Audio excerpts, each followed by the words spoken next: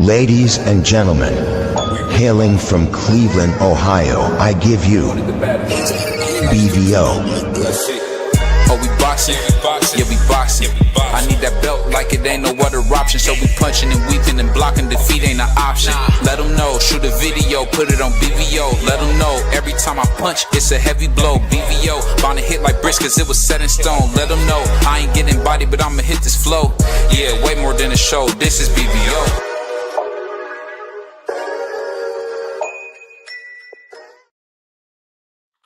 Yo, what's going on? What's up? It's your boy BVO Sports TV. We're back. I'm back with another video. Back on the live, man. Just want to talk a little bit today about my boy.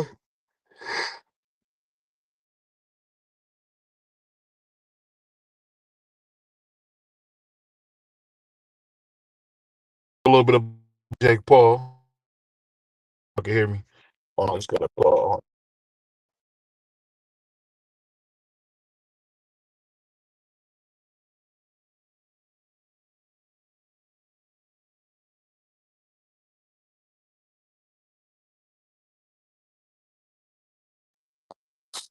Yo, what's going on? Hold on one second. Hold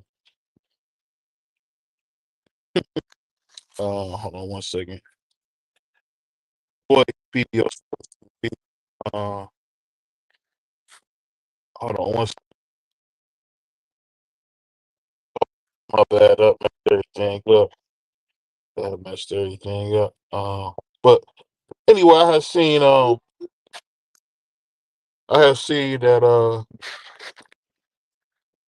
yeah, Deontay Wilder was hating on my boy, and it was crazy because I think the thing I don't understand is I don't know where that was coming from. I think Jake Paul really has been great for the sport, and to see the kind of hate he's getting, it's kind of crazy, man. Because it's like people want to see boxing done. You can't tell me you like boxing, you don't want to see what Jake Paul's doing. Can't tell me that. That makes no sense. Jake Paul's been great for the sport. Jake Paul's been one of those guys where he almost has overachieved a little bit because he's been doing really, really well, man, and doing some really big things with the sport. And I'm excited about it. And for me, you got to be a stone cold hater not to want to see this dude do his thing, man, and then to see Deontay Wilder, come out and say what he said. It was kind of a shock, man. It's kind of a shock. Only thing I will say I didn't like was that you done had Carl Froch hating for weeks, since the fight happened. You even had Carl Froch crying, talking about, the Cobra was crying about talking about they wouldn't let me into the weigh-in, they wouldn't let me into the press conference. All this, right? But as soon as, Deontay Wilder give his opinion, Jake sends him a cease and desist letter, apparently. I don't know if that's true, but that was the rumor, and that's what he was saying. But it just goes to show you, man, like, dudes are haters, man. No matter what you do, it's never good enough, whether it's Jake, whether it's Deontay Wilder, whether it's Carl Froch. Dudes are stone cold haters, man. Because I haven't heard Jake Paul speak negative about nobody. But What? still, every time you turn something on, you got somebody hating on this dude. It's like, dude's mad because he's from Cleveland. They mad that he getting money. It's like Ain't everything nobody Jake mad Paul is because of that. no, that's what it is, man. I know you a stone cold racist, so you ain't gonna keep it real, but it's just one of them things, man. I just gotta come up here and tell the truth, man. Jake Paul has been great for boxing. Better than expected. I mean, the man beat Iron Mike Tyson. I mean, what more do you want? And he about to fight the former two-time heavyweight champion, unified heavyweight champion at that. And you got people hating on that. I mean, my God. I just learned this in this life, man. You can't please nobody. So I would say, man, Jake Paul doing what he's supposed to do. That's counting checks and getting his money because it's so many in the game of boxing. It was so Your many mic breaking jealous up. dudes. I never thought it was so many jealous dudes in boxing. I never thought There you that, go. but that's the case, man. You just got one jealous dude after the other, man. Just can't stand to see a young brother getting his money. You breaking up. Hold on. Ain't nobody jealous of this dude, man. Like, But Right, shout out to Jake Paul for getting money, man. You know, he getting money out here in these streets. Ain't that what y'all want? Money? So you can't really hate but so much. But I know he a corny dude and all that, but he getting money in these streets. You know what I'm saying? Beating up wrestlers and old ass Mike Tyson's and I hope Joshua do something to him. Like for real, man. Cause like what this gonna be a draw? Come on, let's be honest. If he fought Joshua, if this is real, Joshua's gonna man, come on, man. Joshua ain't that trash now. Like you remember, Jake Paul had a draw with one of them daggone Furies. What was them? He had a draw with one of them. No, he lost to him. Matter of fact, I stand corrected. But do you think he could beat a former unified heavyweight champion? There is no way Of in the course. world. You know what I gotta say? You know what I gotta say? Man, You here know what you Prize go. is giving me? You know what Prize is giving me, y'all? Come on Beta. now, He's a beta. man. That's what Whatever. it is, man. He's a beta, man. They don't want to see, man. They don't want to see real dudes get money, and it's just like I never Joshua realized get it. Like money. Who got you think Jake Paul got more money than Joshua? I don't know. It don't matter who got more money. I'm just it's a Right. part of the So why are fight. we What I'm talking about saying it? is, I'm just wondering why so many betas is going at him. I Man, don't get it. going I at who? mean, Joshua? you gotta have a pair of nuts to go at Jake Paul. You got Carl the Cobra Frotch going at him. You got Deontay the Bronze Bomber Wilder going. It's like these dudes are beta males. Why y'all worried about the So money Jake getting? If Jake is so trash, why y'all care what he doing? you That's what saying I'm trying to figure Deontay out. is a beta male? That's crazy. Gotta be. What Nah. does he care what Jake Paul does? What does he care? You see You what I'm said saying? Anthony Joshua getting put to sleep? Yeah, okay. Hey, How much you want to put on that? it's a good chance. It's a good chance. We talking about a dude that's a real fighter, man. Like, see, that's the thing about dudes now, He's never especially in been this boxing champion. realm. Dudes is haters, man. Like, you How am just I being a hater? pure Now I'm hater. just if I'm just Why you looking at hate it the from a nigga? box, if I'm looking at it from a No, you just boxing hate the nigga. stance, listen, no, if No, I'm you looking just at a it from a hater. boxing stance, Anthony Joshua has fought Vladimir Klitschko. What come on, bro. Bro, He's fought everybody, why whether don't win, lose, or Deontay Wilder draw, except for Deontay Wilder Wilder and focus Fury. on fighting somebody? Why don't he focus on fighting somebody Because he trying to instead of get a speaking piece of on the Jake Paul? cash. He wants some cash too. Why not? Get a little payday. Everybody else doing it. He giving So what? everybody We else can payday. knock him out too? You want He us to should knock have. him out too? He's better off, huh? Y'all Man, come want on. us to knock him out too? So you think That's the thing. Jake It's Paul? one at a time. If this ain't no wrestling match, Jake Paul is going to annihilate him. You're He's right. too Jake big. Paul is going to annihilate him. You're I'm not absolutely Jake right. Paul, but I'm sorry, No, you Joshua. said nope. You said it right. Jake Paul is going to annihilate this He's dude. crazy. Anthony Joshua is going to Stop destroy the him. hate, bro. The hate is crazy. It ain't no like, hate. It I can't never be hate. realized that, bro. Anthony Joshua is 6'6", like 200 and what? Wow. Beta. Man, come on, man. Shout out to all the beta males, man, talking crazy about Jake Paul, man. Man, Jake Paul, man, he gonna get beat man. up. When your man, Hey, what was this? as my What was this homeboy energy Sean when should your say, man got beat up by what's his name? Huey, not Huey. What's his name? Fury. Huey Fury. We lost. Didn't So Muhammad you got Ali beat lose up to a by dude with him. 8 fights? What Hold makes you on. think you can Did beat a Muhammad man that Ali used lose to to a have dude 3 with 8 heavyweight fights? belts? Hold on. What? Did Muhammad Ali lose to a dude with 8 fights? Man, come on, stop playing. Stop the games, dog. You Stop the tripping. beta male talk, dog. You tripping. Y'all hating, man.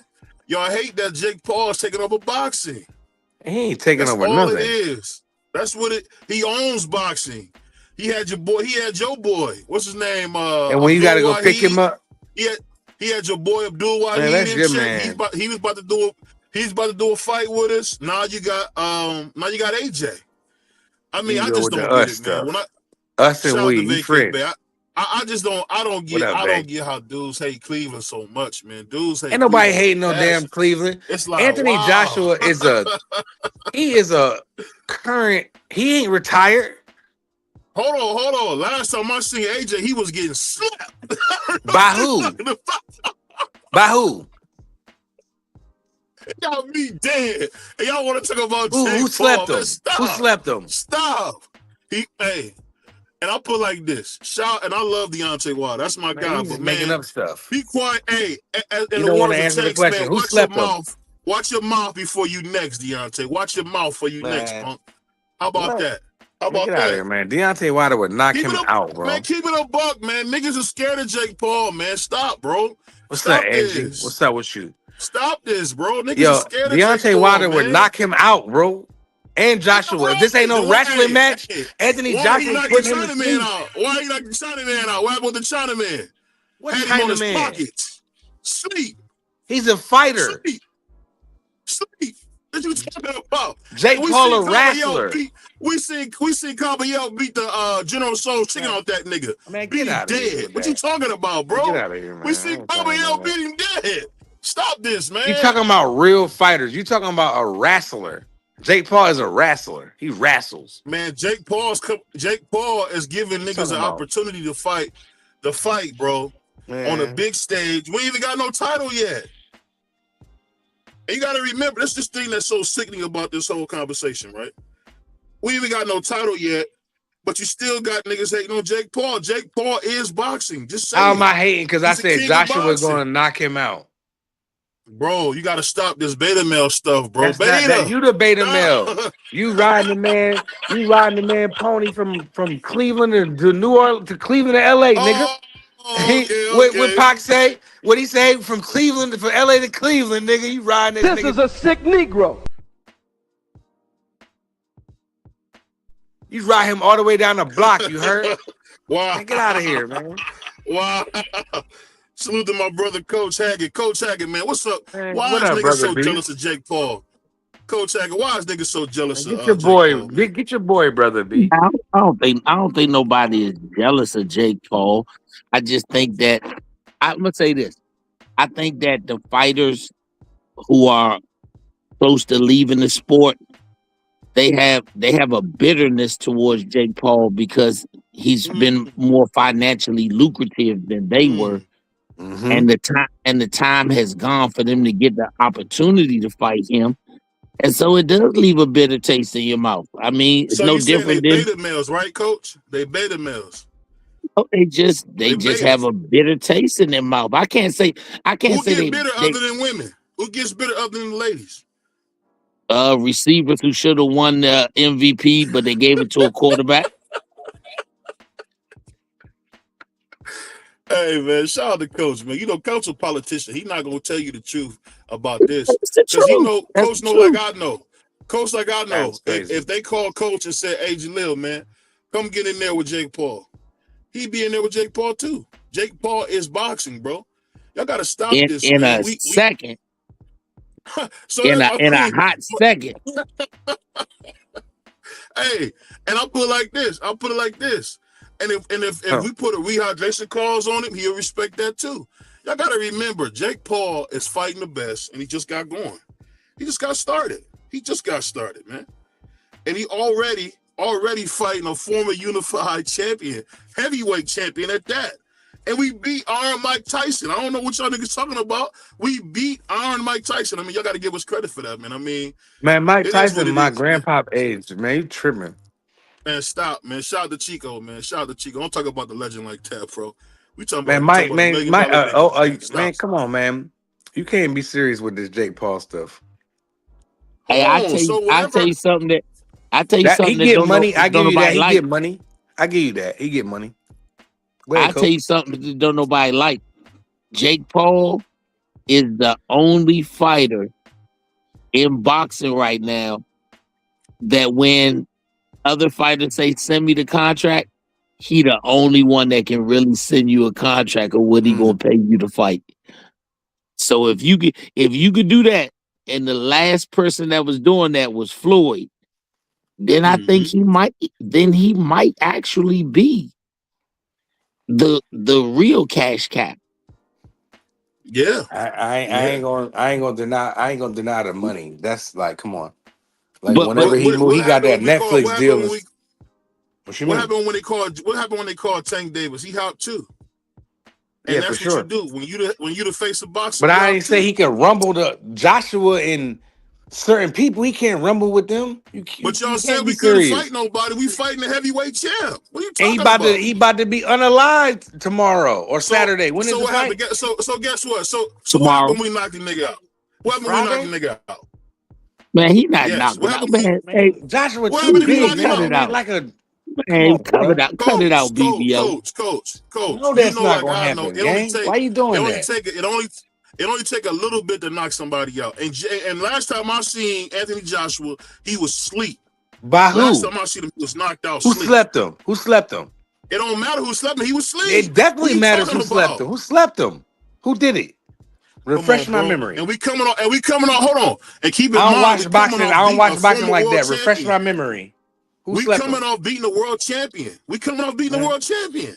What Don't world act champion? like Julio Cesar world Chavez champion? Jr. wasn't a What champion world? before. Who? He was a champion. At Who? 160, he was a champion. We just beat him.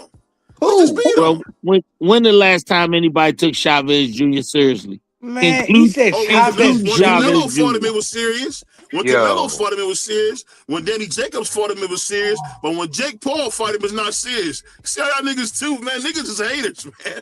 Niggas Man, is that haters, man bro. that man been retired out of the game of boxing and not thinking about boxing for You years. talking Come about on, the man. boy that snort coke and walk around Hey, in his coach. little drawers? That Coach, nigga, you can't be coach. serious.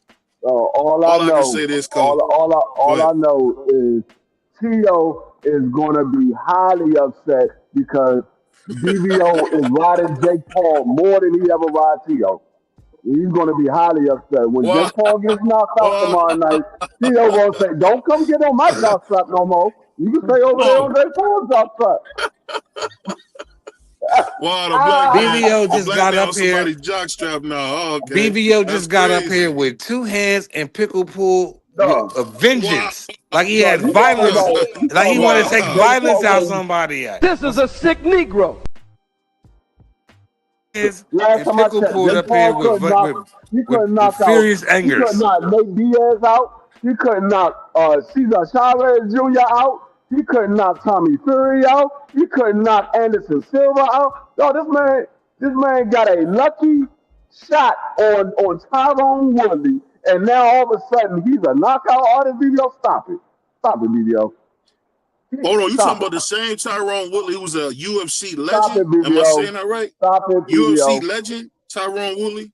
Okay, I mean, I'll put it like this, the hate is BVO. Get crazy. out of here. Since BVO you is tripping, believe that bro. so much, how about you go bet your entire life savings and including your house on Jake Paul knocking out Anthony Joshua? He ain't gonna do that. I What don't he think gonna I do know I that, is think he'll knock but what he you him. don't gonna do. believe This it. what he gonna do for he gonna get up here and rip the skin off his hands from pickle pulling. That's what he gonna do. Rip the skin off his hands. Wow, you want to From use pickle pulling to y'all the want to use my stuff against me? But yeah. it's Well, okay. I've never pickle pulled a day in my life. you I just call it right did, down the middle. Niggas hate and it. your I call it hands right down got the middle. warts and But scrapes. BVO, You ripped the if you skin are off your really that hands. serious, go. Matter of fact, don't even go into your life savings. Go take your wife's life savings and bet that. I guarantee you won't be coming back home tomorrow night. I guarantee you that. Man, his wife Let will me beat ask you him this. Let me dead. ask you this. His wife will beat him dead. Since we talking crazy, right? Since we talking crazy, free. You I saying ain't all doing this crazy stuff No, you talk. saying, I'm right? saying if you are so Wait, sure that you're gonna knock them out, I ain't doing how crazy about you talk. come Y'all on going When we left. beat, hold on, let me Trying say to this. go Hold left. on, let me say. I'll let you talk. Let me say this. When we beat Shakur Sanchez, I want you to put $200 on your boy Gary Antoine that we won't beat him dead. Tia won't beat him dead. Let's do that. Let's talk about real Who stuff. is we? Let's not talk about Who is fantasy we? stuff. When Who is we? Tio beat Shakur, you know Gary's next, man. Gary's next, and we're gonna beat him. You We're don't gonna even beat Man, him like no next. Gary next. Man, stop it. Antoine will Stop put it. Stop And Teofimo it. I to will sleep. put 200 Stop on it. Antoine. I will put I 200 heard on Antoine. Antoine will put Tio Senior Teofimo to said sleep. he's next. Unlike Tio you, Senior said BBO, he's I next. put my unlike you, I put my money where my mouth is. I will be betting on Antoine. I will. We and you will bet 200. We got 100 on it now. Let's make it 200. But you talking so tough. Let's make it No, 200. I'm not betting you. I'm betting Vegas because Vegas give me better odds. I'm not betting you. I'm betting Vegas. I get better odds Hey, with Vegas. Hey, you see how they do? You see how I'm they just gonna do? get $200 with you. All I'm gonna get is $200 with Vegas. I might win $500. Hey, Hey, Teo, what? hey, BVO, I take that bet with you. And if Antoine lose to Teofimo, I'll come on the show the very next show, and I'll put my 200 in the super chat. That's definitely a deal. Hey, YouTube would take BVO, 30%. man, you got a I lot want of to do that money over behind there, the man. scene. Hey, you can cash at me mine. You can cash at me mine. Wow. Antoine gonna beat him to death. This ain't about you, coach. This is me exposing free. This ain't But about you, coach. I'm trying to let y'all know niggas say everything. You talking about Tio got food on the table right now. We don't even know if he's gonna finish all that food. So that's down the line. We talking about what's gonna happen tomorrow night. Let's stay on that subject. Tomorrow night we gonna see. Tomorrow night what we're gonna see. I'm gonna give you a preview. Unless you got a flight tonight to go to Miami, you ain't going to do nothing. You gonna be sitting at home on the couch watching TV just like all of us. With us. You ain't doing anything. I'm gonna tell you this. That's a fight. Miss BVO actually was mad at me because I didn't think about it in time when they left Atlanta. Where they fight at? Where they fighting at? It's in Miami Beach. Miami Beach. Yeah, I could have been at that fight. I hate Miami. I hate Florida. I could have been out there. Yeah, Miami's I beautiful. love y'all, but I don't like that. You better not waste your family money going to that fight. You better not waste your family money. If you was going to go, you could have been bought your ticket because they announced there go Tank Davis months ago. You ain't buy no ticket to go to Miami Beach to see Jake Paul fight. I wasn't about to watch Tank get stopped. But this is my whole thing, and this is what I wanted to bring up today. This ain't just about Jake Paul, who's probably the most hated on man in boxing. And I just want to ask you guys this: what do you guys think about a 4-time champion like Carl Froch hating on Jake Paul and Anthony Joshua? What do you think about them thinking they were talking about possibly banning him from the fight? Is that fair or foul in you guys' opinion? Foul. How so? That's their prerogative. Foul. I don't think nothing about it.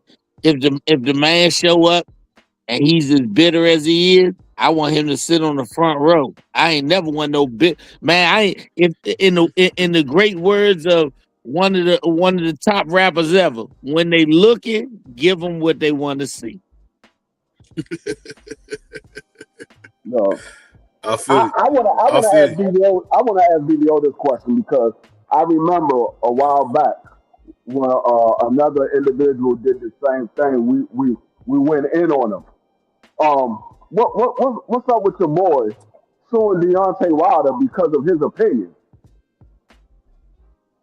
Well, Deontay Wilder gotta learn how to watch his mouth. I don't agree with it. I'll be honest with you, I don't agree with it because I think that's just too far. If you're gonna sue Deontay, why don't you sue Carl Froch? I don't get it. I think it's just nothing more than a play to kind of get some respect because I think Jake has been super disrespected, and it's like the people who hating, they sound like bitter ex-girlfriends, man. They got to stop this beta male stuff. Like, are y'all mad that Jake Paul did what y'all couldn't? I don't know, man. No, everything Jake Paul is doing, they could have did. They could have started a YouTube channel. Go ahead. I don't look at it as hate.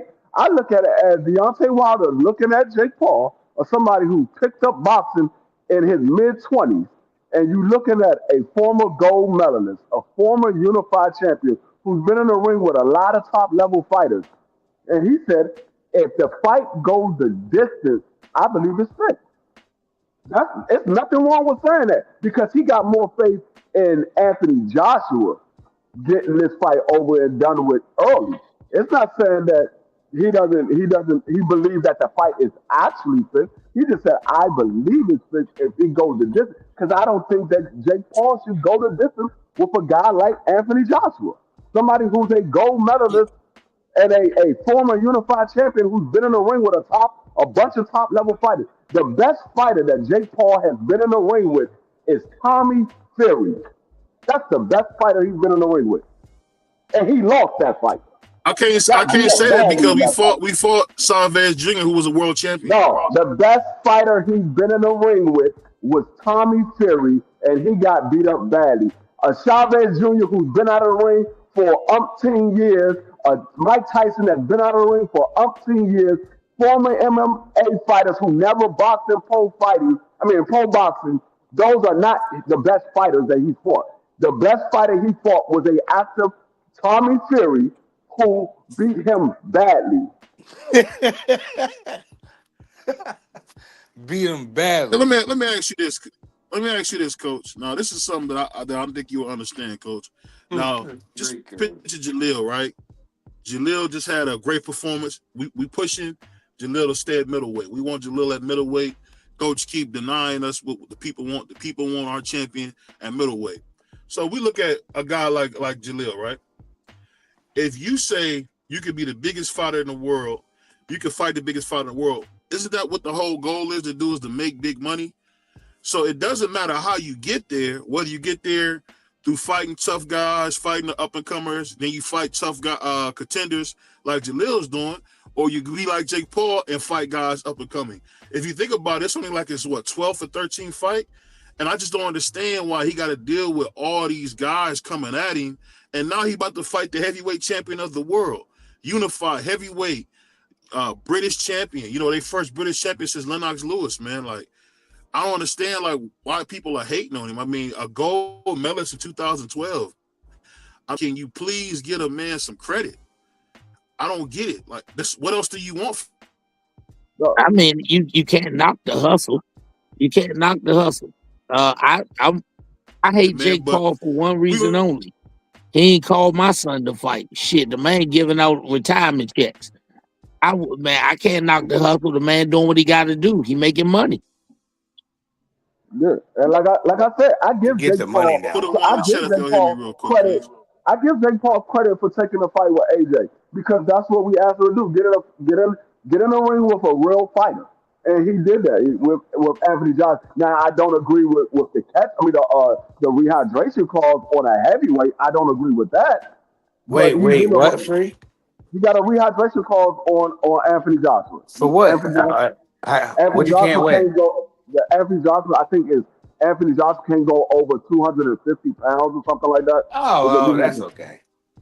I mean, but no, it's 244. 244. They both 244. Now, and Anthony that's okay. Johnson Anthony Joshua stays in shape all year round, so that's not. But no, Anthony Joshua normally comes to the ring around 250. He normally comes to the ring around 250. So he'll be fine. I mean, I don't know. Like I said, that's the only thing I disagree with is the catch weight. I mean, the rehydration clause on a heavyweight, because heavyweight, if you're fighting a heavyweight, there is no limit. You're heavyweight. That's you can. Well, you know, there's always something with Jake Paul, Free, but. But you never said that. You never said that with the. Go ahead.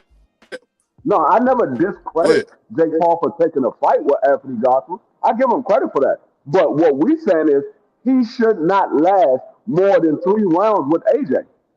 Now that's not a hate on Jake Paul. That's saying what we believe in AJ. That's how much we believe in AJ. It's not a hate on Jake Paul. We're just saying this guy has never been in the ring with nobody of the level of an AJ. AJ should not go more than 3 rounds with Jake Paul. When the last time AJ been in the ring? AJ was just in the ring not too long, like about 6 months ago. Okay, so AJ getting the opportunity. AJ getting the opportunity to stretch his legs out, get some rounds in, and get $50 million for doing it before he got to face another heavyweight giant. Shit, I wish they'd give me that motherfucker. Shit, not my son. I wish they'd call me to fight that motherfucker. Shit, man, for the type of money he giving out. I mean, shit. Even Eddie Hearn said he believed the fight ain't going past 3 rounds. Eddie Hearn even said that. They asked him, they said, when you think the fight going to end? He said, whenever Anthony Joshua wants to. He said, but everybody know that though. We all know that. You got to remember. I think it's going to be 2 rounds. You got to remember that. Pittsburgh T, you ain't used to hanging with the blacks. Sorry. We told. It's okay. We still love you. Hold on. Let me read this. Let me read this comment because my man Pittsburgh got some sense in the audience. He said, saying the fight is fixed is crazy. We still waiting on proof that Fury cheated. He's supposed to release. Deontay is childish and not a serious person. It's boxing. They can fight. We will get an outcome. Hey, I'm still waiting on my man Deontay Wilder to release the evidence that he said he had. The man said he got hit with He didn't say the an fight egg is weight fixed. spike. He said He he said believed the the fight gloves was is this. fixed if it Go goes ahead. the distance. He didn't say that the fight was fixed. He said he believes it's fixed if it goes the distance. He don't believe AJ should go the distance with Jake Paul. Y'all not listening to what the man saying. He believed that much into AJ that it should not go the distance. That's what he's saying. He said if this fight goes the distance, You I can't believe this keep fight this is fixed. hating up, man. That's what he's saying. Because he doesn't believe AJ should go the distance with a guy like Jake Paul. Why is he hating so hard? That's my question. Why? What does he get Why out of what? this? He's No, trying to you get in already. line for one of them fights. I But don't y'all, blame him. He trying to get in line for a fight with him. To yeah, this day. yeah, and If I was what Jake Paul Jake said, Paul, in the press conference, you need to line Deontay Wilder up after AJ, since you got so much vigor and animosity against Deontay Wilder for what his opinion is. You need to line him up next. Line him up next. and then you Yeah, will well, hear him go ahead. say the gloves was like this, or y'all say you hear the suit was too heavy. Y'all hear a bunch of stuff because I Oh love man, get out Deontay of here, Wilder, but he makes a BVO. lot of Get out of here. excuses. He makes Get a out of lot of here. excuses, man. He'll probably say something like that. He'll probably say Jake Paul spiked his water or No, but whatever. y'all At the end of the day, act like Beyonce's the only one that said it. I understand listen, y'all look at Deontay Wilder as a head figure, but he ain't the only one that said it. A lot of people been saying this. This ain't the first time we heard that they believe that Jake Paul fight is fixed. There's a lot of people that's been saying that. but why They is he said opening that his with the Mike. mouth? They That's the said that with the question, Mike champ. Tyson fight. They believe that fight was fixed. But why is he opening his mouth, champ? I don't understand. What is he So saying? He had a chance to fight Jake Paul. why y'all got so much animosity towards Deontay Wilder saying it when people said it about the Mike Tyson fight? Ain't nobody say nothing about that. All We people are scared of asking Mike for is a Tyson. very fair, We scared of Mike huh? Tyson. Ain't nobody said about that. We all scared of Mike Tyson. They said they Hold believe on. him. We see Mike Tyson said, "You pay me you $10 million, see I'm Mike not gonna knock Tyson. you out." I didn't hear that. I'm still trying to find that clip. I done scoured the whole internet. I haven't found that clip yet. But at the end of the day, I just think that the hate for Jake Paul is because he's running boxing. That's what it is. This is his You're sport. crazy. It's his game.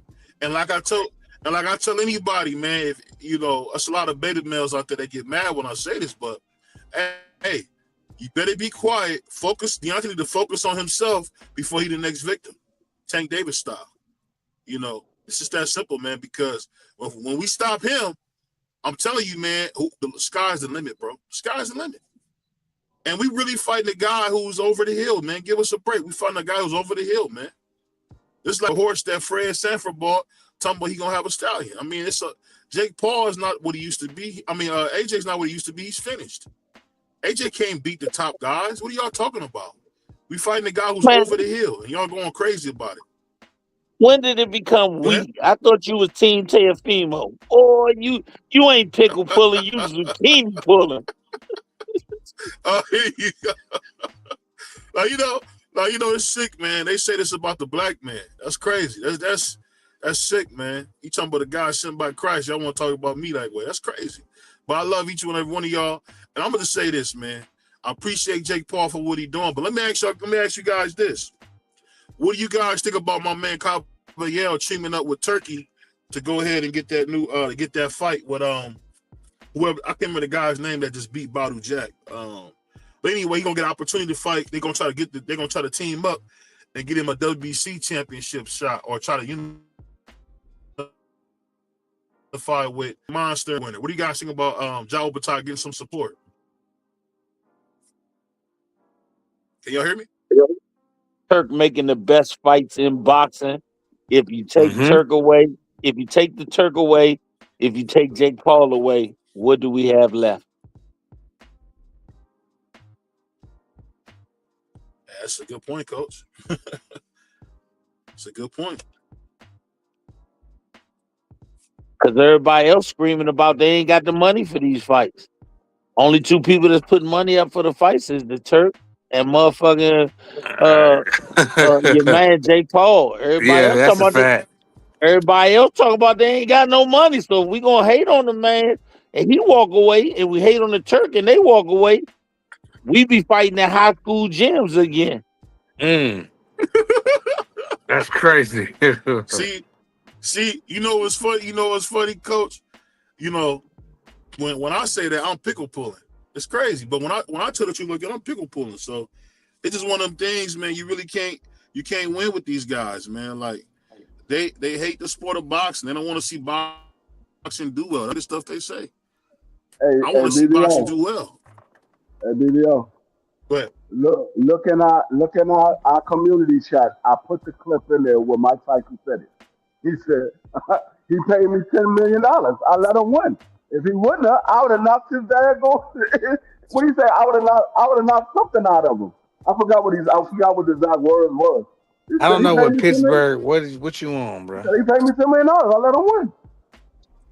I just put the clip in our he community said chat. Deontay Wilder said he had proof Fury cheated on him, and he released the proof. He fired a guy on his team, smeared his name on the internet with rumors and conspiracy. Not a serious guy. And I gotta be honest. We You think know that what? Mark You Breland know was what that? terrible. You met that man before? You know that man? No, Who, Mark Breland? No. Mark Him Breland? or Wilder. Him or Wilder. Y'all know them? I seen Personally. him at the fight. I You seen him. Do wanted to you talk to know him that once. man?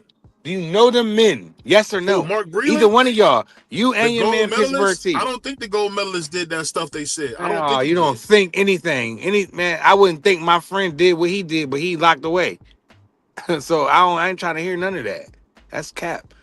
I don't know all that I man. Let know, me let me all I'm ask gonna you this, say Only thing is, I Coach. Now, say all Coach, about I'm gonna only say is, the man said one thing, and then when we looked at the fight, it was something totally different from what he said. He said, "I never gave him water. You can go look at the fight. You will see. I never gave him water." We looked at the fight. He was the only one that gave him water. So I mean, why would you lie if you didn't do anything? Why would you lie about giving them water? We know that's part of your job as a See, trainer I when ain't they even come to want the to get corner. deep like that, D Free. But go I'm ahead. just Go saying. ahead. I'm just saying. When people say, "Oh, there's no proof," well, if there's no proof, why would the man lie about something that we know that's what trainers do? When your fighter comes to the corner, you give them instructions, you give them water. This man said, "I never gave him water." If you look, you'll see I didn't give him water. When we looked at the fight, you are the only one that gave him water.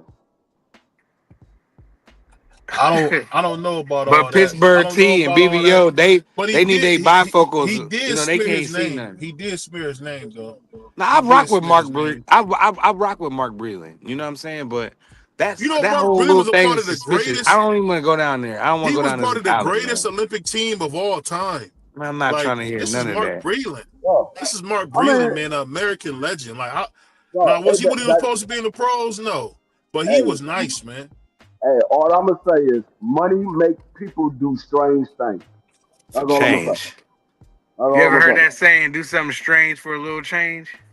say. I've never Money heard make that people before. do strange things. That don't I don't mean care that don't mean you how. go get the $40 girl. What a $40 drop? That's all I'm gonna say. I'm not saying that he did or he didn't. I just know money make people do strange things. They say everybody got a daggone price tag. Ain't nobody I said just, that, Pittsburgh T. You want some bullish tonight. Ain't nobody said that man Mark Breland poisoned anybody.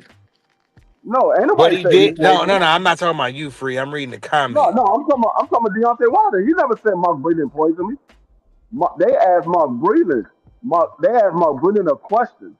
Mark Breeden was the one that said, "I never gave him water." I never gave him no water. Then he on camera giving niggas water. I mean, you can't make this stuff up, Deontay but Wilder people never like said Mark Breeden BVO, poisoned. Pittsburgh T, they'll see something different. They won't see that. They won't go research that. They'll just research everything else but that. The truth. That's what y'all do. But it's cool. We still love you. The only thing that Match Deontay me in Wilder super ever said chat, about Pittsburgh Mark T. Breeden, You got the a only lot of thing that comments. Match me in the super chat. Whatever you put in the super chat, I'll match you. Do the that. only thing that the only thing Deontay Wilder ever said about Mark Breeden was, "I told that man not to stop the fight, and he went against my word." That's the Yeah. only thing he ever said. Now I disagree with that. I would have let Wilder get unalived out there because that's what he wanted and that's what he believed in. So if I'm his trainer, I'm like, man, he gonna have to really do something to my man. Nah, you can't do that. I get That it, you I get it, can't because I'm do. not a trainer nor a boxer, but as a No, fan, not even not from that aspect either.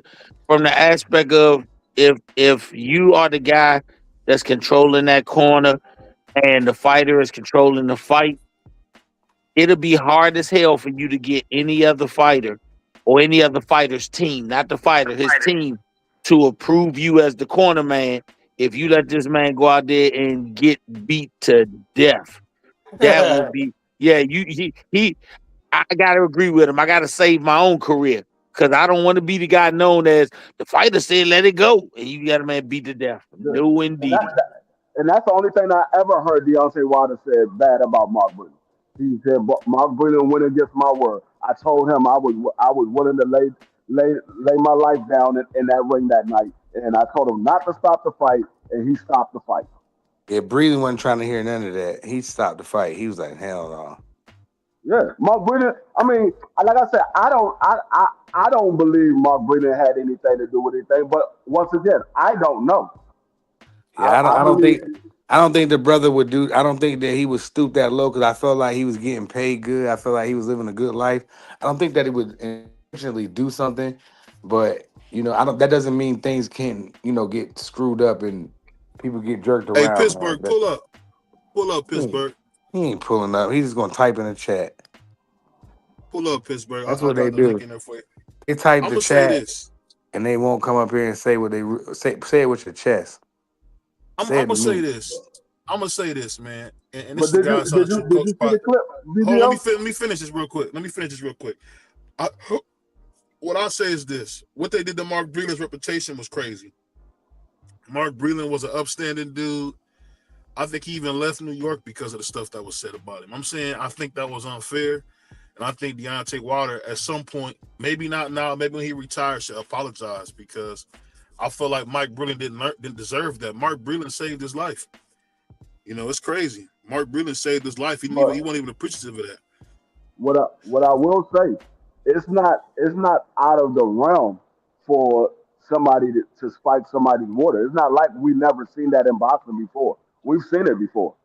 We heard the stories of people water being spiked and things like that. People putting stuff on their gloves to blind their opponent. We What know things about like Panama? Free Panama yeah. was juicing Yeah, we, everybody up. we know we know things went down in the sport of boxing, so it's not like this is the first time something like this ever came up. Even Tyson Fury said the same thing about Vladimir Klitschko when he fought Klitschko. He said, "Nah, they trying to spike my water." And when they went to give him some water, he said, "Where you get it from?" He said, "Right there." He said, "Nah, give me the other one." Oh, they trying to He spike said me he said water. the same thing. Man, Pittsburgh y'all, T, I'm y'all, glad you y'all pulled up. got to What's up stop with this, you? brothers. Y'all brothers got to stop this, What man. you want? Like I like Deontay, bro, but he was dead ass wrong for that breathing shit. Like, if that's your Try man not in to your cuss, camp, T. Try not to cuss. But oh, go I'm ahead, keep sorry. going. No, it's all right. Keep going. If that's your man in your camp, like, yeah, okay, y'all had a falling out. Yeah, you have every right not to have that man on your team. But to do that with no proof and just leave that out there like that, unless there's some real stuff going on, and if it's that serious, you need to put hands on him and you need to get that brother prosecuted if he really did what you said he doing. But if it's gossip and innuendo and like stuff that you just hearing, which it seems to be, that's foolishness. That's not how you treat people in your camp that you're supposed to be caring about. That's crazy for somebody to do that kind of stuff. That stuff is dead ass wrong. That's dead wrong. Sorry, dead wrong. That's just not right. There's The a question, whole protocol that you're supposed to have with people that you put in your fold. And I would imagine, I'm not a fighter, just assumptions from a fan from afar, that people that you let in your camp on that level, that you would have some kind of relationship with them and y'all have a communication. If y'all can't, you kick them to the curb on a different level. Like, that just don't make any sense. Because now we leaving all this stuff out here and people just assuming a bunch of stuff. If you know something and you got it, release it. Other than that, you should have just let them go and y'all part ways. That's your right to do it. the question that I have for you: what did Deontay Wilder say about Mark Breland? Bro, Deontay Wilder, during that time, we have to rewind back and remember this was during COVID. During COVID, we had conspiracy theories Central, from the gloves to the egg weights to the water to videotapes. We had, and his team. I wouldn't say per se him. He kind of did at the end because he insinuated that he had proof of something, some ill-gotten stuff going on, and that he was going to sue Fury, and y'all wait, and we still waited. So like he did into that. I asked you, what did he say about Mark Brilliant? He said specifically. What he said was that he betrayed him. That's what he said. Hold on, BVO. Let T answer his own stuff. What you said was he's dead wrong for what he said about Mark Brilliant. I said, what did he say about Mark Brilliant? He said what BVO just said. He didn't say he spiked my water. He said he betrayed him. That's what he said. So it leaves it up. It leaves it up. The betrayal that he was talking about was he told him not to throw the We don't know towel in. that. We don't know that. You assume that. What are you talking about? We don't know that. That's what he said. He said, I told the man not to throw the towel in. He betrayed my words. That's what he said. I thought that's what he meant by that too, Free. Oh, That he really threw the towel. That Deontay felt betrayed. But we don't know that because his camp, at least this whole thing about where we get the water stuff from his camp. Okay, if they did something to his water, that doesn't mean Breland was a part of it. Okay, but if I see BVO next to you and you his manager and you saying some stuff and you not even his manager, you somebody next to him and you saying some stuff and BVO don't say nope, that's not true, and you know it's some stuff going on, then I'm going to assume that it's coming from you because you're not disputing it. He didn't directly say that the man's fighting his water, but we know where the water stuff came from. Hold up, Free. I just told you where the whole water came from. He was overseas doing an interview with, I think it was Akin Barak. I think it was Akin Barak. It might have been somebody else, but I believe it was Akin Barak. He was doing an interview, and they was asking him about all this stuff because Wilder said he didn't have his legs on him. He said, do you know Wilder water being spiked or anything like that? And he said, nah, I wouldn't have spiked his water. You could go look at the video. I never even gave him water. If you look at the fight, I never gave him water. Then we go look at the fight, and we see he's the only one that gave him water. So the whole speculation came in, why would you lie about giving him water if you didn't do anything? That's the only thing.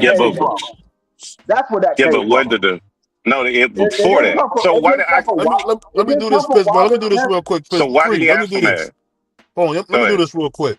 Coach, you a coach. You should let them go at it. Hey, Coach, if a fighter asks you, don't throw the towel in, and you see him about to probably pass away, what you gonna do, Coach? I'm gonna make the decision to stop it on my own validity. I tell any fighter, what up, my job is to save you, but give you every opportunity to fight. But people forget part of my job is returning you home to your wife and your kids in the best state that I can. I'm not going to look at her and let her tell me, you listen to this dumbass nigga say let him get killed in there. This ain't no damn Roman gladiator. Let him fight as much as he can. But if he is looking to the point of death, I'm blaming the coach. I'm blaming the ref. I'm blaming the doctor. And you have seen times when wives have filed wrongful death suits because they said all three of you were negligent in your job. Your job is to do what's in the best interest of the fighter. I'm not listening to no fighter tell me no crazy shit like that. Right. No, I'm not saying that Mark Brilliant was wrong or anything, but that was the only thing that he was talking about when he said Mark Brilliant betrayed him. Yeah, that's the only thing that he was talking about. I insinuated that he meant the Mark Brilliant did anything tricky or anything like that. He never said none of that. The whole speculation of the water came from an interview that Mark Brilliant did. That's where the speculation of the water came from. Yeah, but it was swirling before that, though. Y'all don't know if y'all remember, it was before that. He got asked that there. He got confronted with the question there. But he didn't make up the speculation. It was already before that. That's the problem with it. But the man said he never gave him water when he gave him water, T. That's the only thing. I mean, but that don't. I'm not saying that nothing. Breland gave him. I'm not saying, and I'm not saying that Breland gave him anything, because if he did give him if he did, it was he didn't know. I don't think that Breland's a dirty guy like that. It doesn't mean anything, but it also raises questions. Yeah, that's all I'm saying. Why would you lie about something so simple like that? Because and as my background in law enforcement, what we do is we ask you a bunch of different questions to find out what you lying about. And when we find out you lying, even though it might not have been anything, we're trying to figure out, why did you lie? But, if it had nothing to do with anything, why did you lie? But how do we know it's a lie? If How you we had know? nothing So to do with okay, it, why would you lie? but look, if that's something you do every day, like minuscule tasks that you do every day, that you think nothing of them, you're not gonna be remembering doing stuff that you do on a regular every single day. Like that's crazy. I'm Yeah, pretty T. sure he But give them why water did he? all the Why did he time. say? Why did he You gonna say he never remember gave him water everything when he that gave you He him do on a water? probably regular didn't basis. remember. But you Oh gonna my Okay, so remember. God! Come on, that But yeah, you sounds that gonna doesn't crazy. Man, mean man, we my know. breeder Look, we come know from even in the court say we know even in the court system, people when they eyewitness testimony is known to be wrong. Why? Because people recount events the way that they recount them. That's So why you they the have that whole trainer, innocence. and you in No, a hold on, hold 12 on, round fight. hold on. No, no, You forget don't that. remember We giving the talking about man we talking about water? an incident. No, no, hold on. We talking about most people in their life when they look back, they remember traumatic events, correct? And then we can look at the criminal aspect when they put them on trial and they get the eyewitness there and they ask them all these questions. They have pointed out people and said he did it. They go do DNA and they figure out that that person ain't got nothing to do with it. And these are people on stands that I saw him 100%. So like people's recollections of events, they have been known not to be I'm not. 100%. And these are not I'm not people that are talking about. I'm malicious. not talking about recollection of Of a event events. of one thing happening at one point in time. I'm talking about something. This is what this man do every time he has a fight. His fighter comes to the ring, to the corner. He gives them water. You're lying about something that you do on a regular basis. That's like saying if I woke up and my job is to check my email every day, and I said, nah, I didn't check my email. And I know I sat down at the day. That's the first thing I do every morning when I start my day is check my email. And I'm gonna say, no, I never checked my email. And then there's video footage of me checking my email. They're like, why would you lie about checking your email if you check your email? Is there something in your email that you wasn't supposed to see, or you something you're trying to hide in your email? Why would you lie about checking your email? That's the same thing. He does this on a regular basis. This is what he do all the time. He said, if you look, I never gave him water. And we looked, and you're the only one that gave him water. What are you talking Yeah, about? but And so the only yeah, thing, but T, that don't that's the prove only nothing, thing, man. T. I didn't Nobody, That say don't it did. that don't What I prove said was nothing. it raised the question. Why that's would you all. No, it lie don't. about something so No, it No, don't. frivolous? It raised a don't. question. That's Why would you crazy, lie T. about something so frivolous as Oh, giving him water unless it might have been something in the water? That's the only oh, reason why like the question is raised. It might have been something in the water. Deontay Wilder said he didn't have his legs under him. He didn't look right. And he said he didn't give him water. And we see that he's the only one that gave him water. oh. I That's mean, what I that's mean, what I, happened. I mean, and look, two things could be true. Either he could have not remember, or he could have flat out lied. I don't Man, know come which one on, it T. is. Stop. No, You a no, I don't. I'm politician. saying I don't know. We No, I'm gonna vote telling for you, I don't. Pittsburgh T for We no, president. we don't know. But either way, it doesn't prove anything. Even if he lied, it don't I prove didn't say nothing. that. I Yeah, didn't say it it did prove doesn't. anything. Yeah, either way, that's your man in your camp. That's your dude. Like you just trusted him enough to give you water. If he did or didn't this particular time, he's close enough to your camp to be the guy giving you water. So now all of a sudden you lose a fight and the man that did something to your water, like, He nah, didn't man, he say should have been the that. first Oh one my saying He God, that. listen, never T, you said going that. around in circles, No, T. man, I He know I'm not. never I don't said believe he did. that. I don't believe he did that. No, he never said that. What he said was the man betrayed him because he stopped the fight and he told him not to. He never said anything about any water. So All let you me ask gotta you do this, is go coach. look at. Let me All say you gotta this. do is look at all of the interviews that Deontay Wilder did after that fight. He's never said anything about any water. Let me ask you this, Remember, coach. they were Hold on talking one about second, free. his Hold on one shoe second, was free. too Hold heavy. on. Go off, Coach, let me free. ask Let you him this go real off. quick.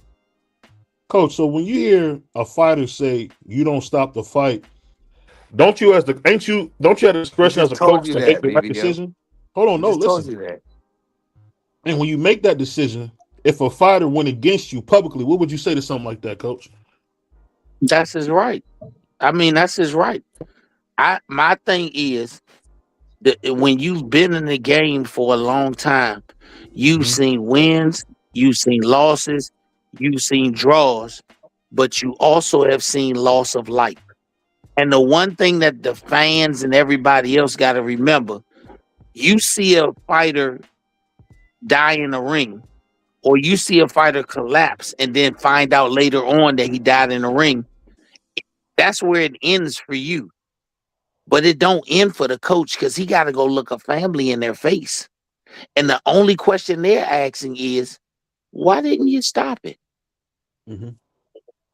And when you have that face you, it affects the rest of your life. Yeah. It affects the rest of your life. That's why we don't have a sport called play boxing, because you can't play boxing. You can't play any aspect of boxing. So a fighter can tell you, I'm willing to die, but as a coach, you're not willing to lose him. He don't got a dead man ain't never had to face his wife. Same thing. That's just like a doctor. A doctor can't let a patient die because a patient said, "I don't want to live no more." They got to do everything under the license to save that man.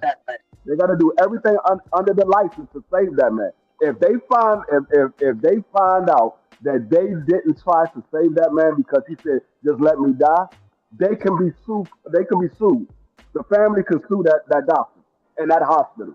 It's the same. It's the same thing.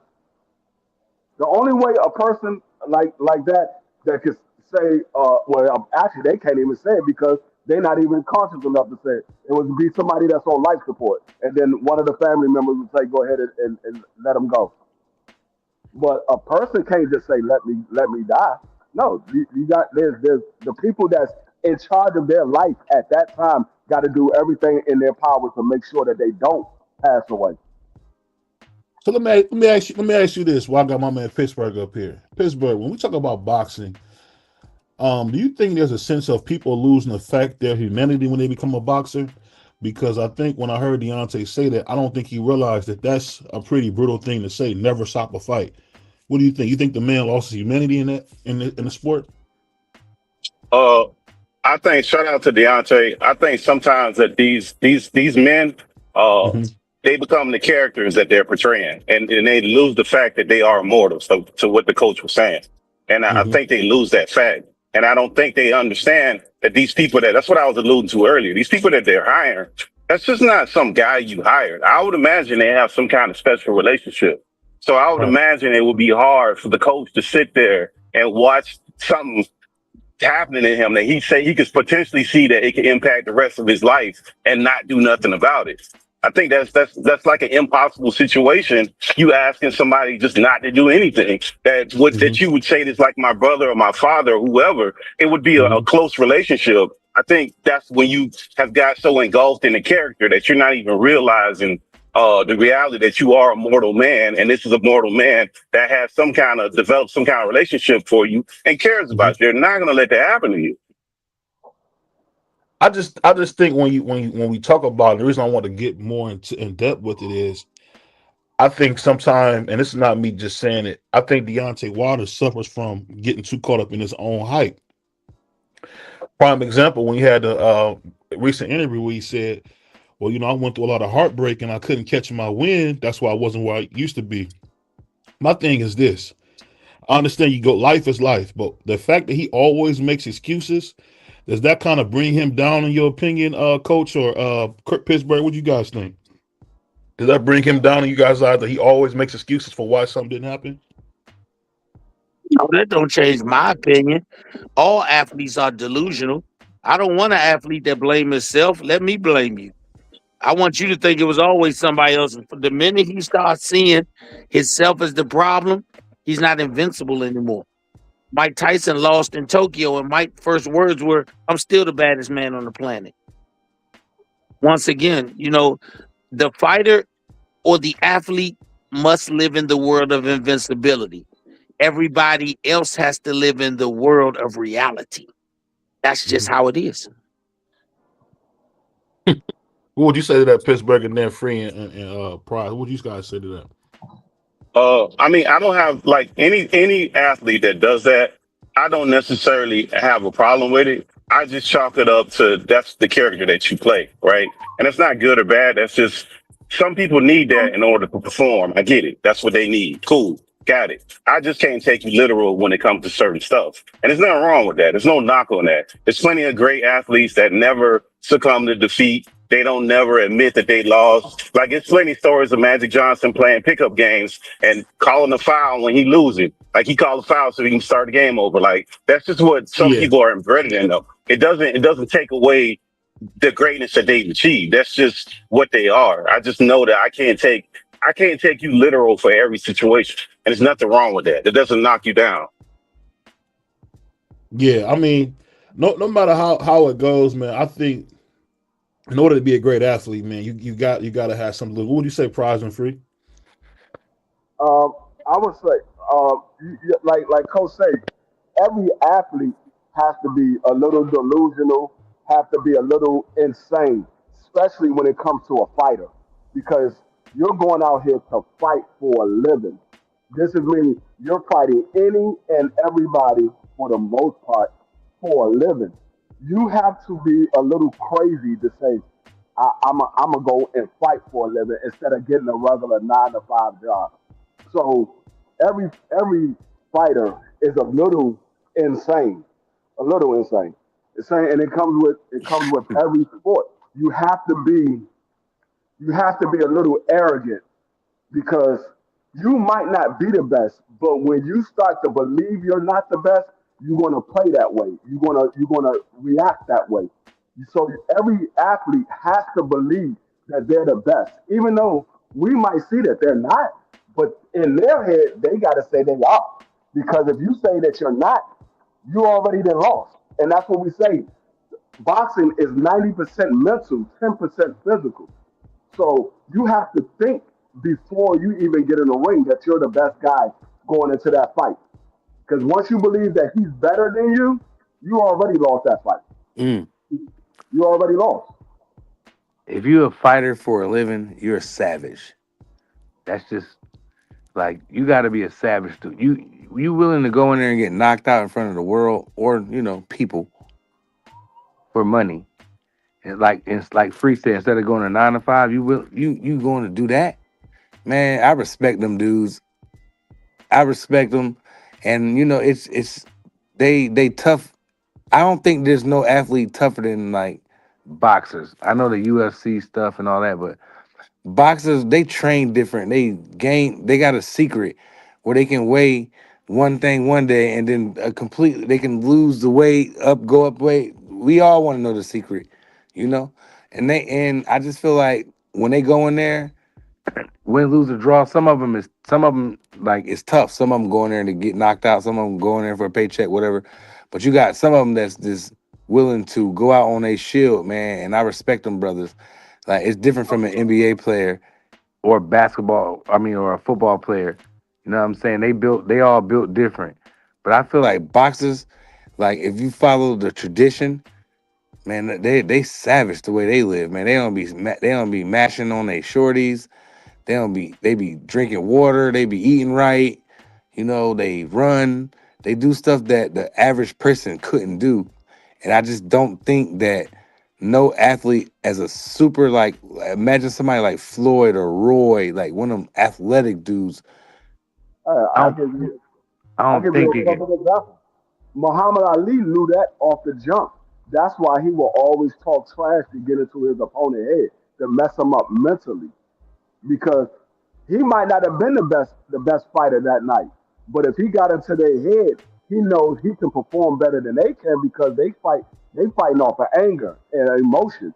He's coming in and fighting off of the game plan. So that's why Muhammad Ali talked trash to his opponent to get into their head, because he knew that 90% of boxing is mental. If I can get into you mentally and mess up your mental, oh, I got 90% of the game won. I just got to finish the other 10%. Mm. The hard thing about boxing in general is that you asking these guys to do something that's hard to do, and that's fight for a living. And I think that in boxing, you get a lot of like weird things said. Like I'll tell you this, I thought Deontay Wilder was classless when he said he wanted to catch a body. I thought, like, why would you say you want to see another man not make it home to his family? Later on, he recanted that whole thing. And I gotta just be honest. Sometimes fighters, man, they're like anybody else, man. You kind of get engulfed in what you're doing, and you just say stuff you don't mean. But Then we why gotta do take you a hate? Why do you get mad at them for doing that? They all but do it. But let me say this real quick as we go on to our next subject, man. I want to give a big shout out to Alicia Bungana. It looks like this young lady is going to be the face of boxing, women's boxing, man, because the shows she putting on before and in the ring, I think she's second to none. What would you guys say about Alicia Bungana and her rise to stardom? Because when she came out yesterday, for the workout, she stole the show. What did you guys think about Alicia Bungana? She cool. I mean, Alicia Bungard, she does that every media day. That's what she does. She's a showman. Now, what I need her to do is perform the way you talk, because the last couple of fights, it ain't been too pretty. Now she got the job done. I give her credit for that. She got the job done, but it ain't been that Alicia Bungard that we've grown to love the last couple of fights. That Alicia Bungard looking like Alicia Bungard, where the other fighters are catching up to her. And right now, you got that young girl that just signed the MVP, Carolina Dubois. She's on your coattail, and she's coming for you. So I'm gonna need Alicia Bungard to start backing up her actions.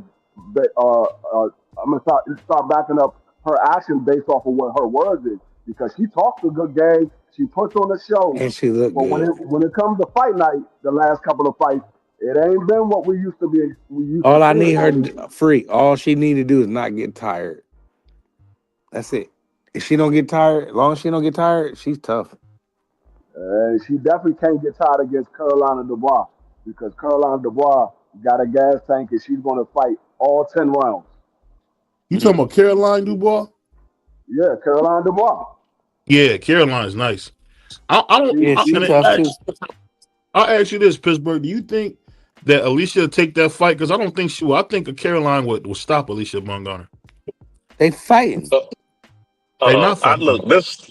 Yeah, this is what I think about Alicia. Alicia is on the big stage.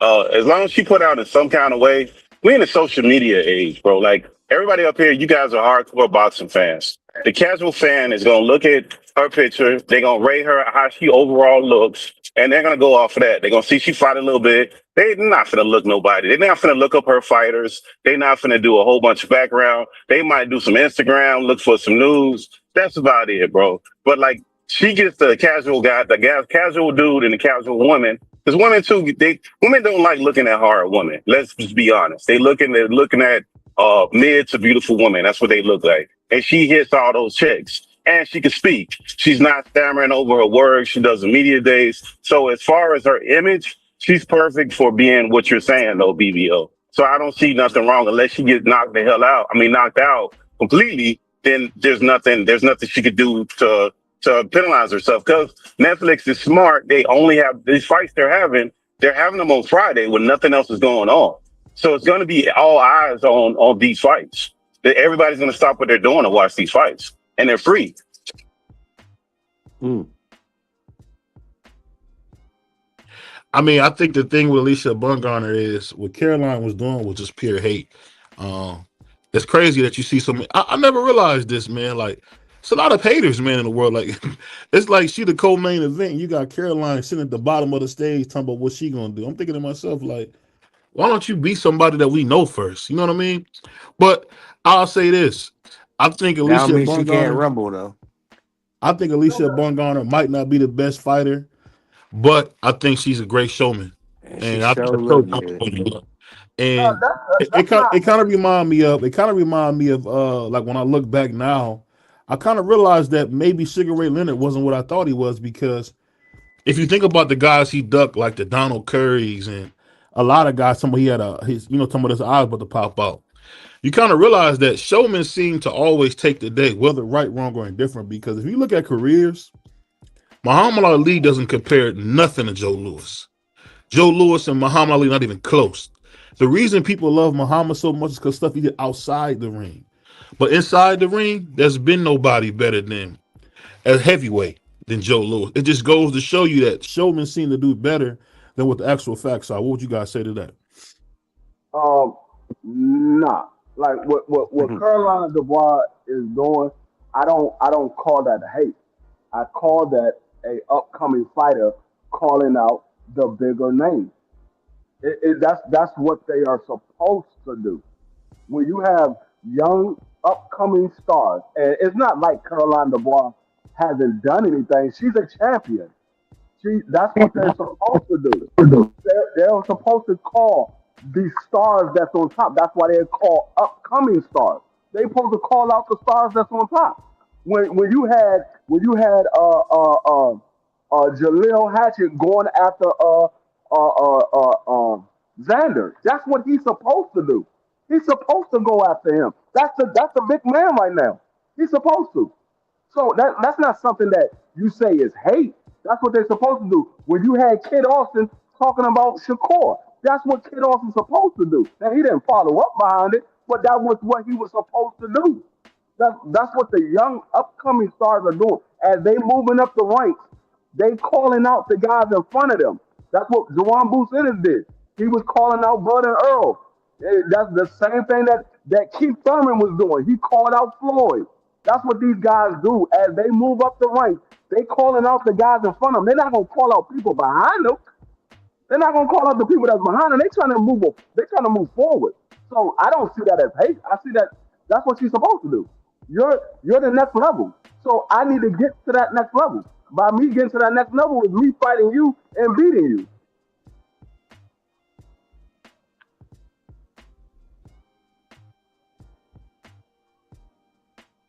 What would you say to that, Coach? I don't know if Coach is still there, but what you think, bro? Nah, I'm still here. Nah, I ain't falling down those steps. Coach, my dude. Yeah. Hey, man. Look here. Alicia Bumgarner loved the fact of what y'all saying about her. Every great fighter who's in the limelight, they love to be talked about and doubted. It's called fuel. That's what they live off of. They love it. That's what keeps their competitive edge. And I think Coach was right.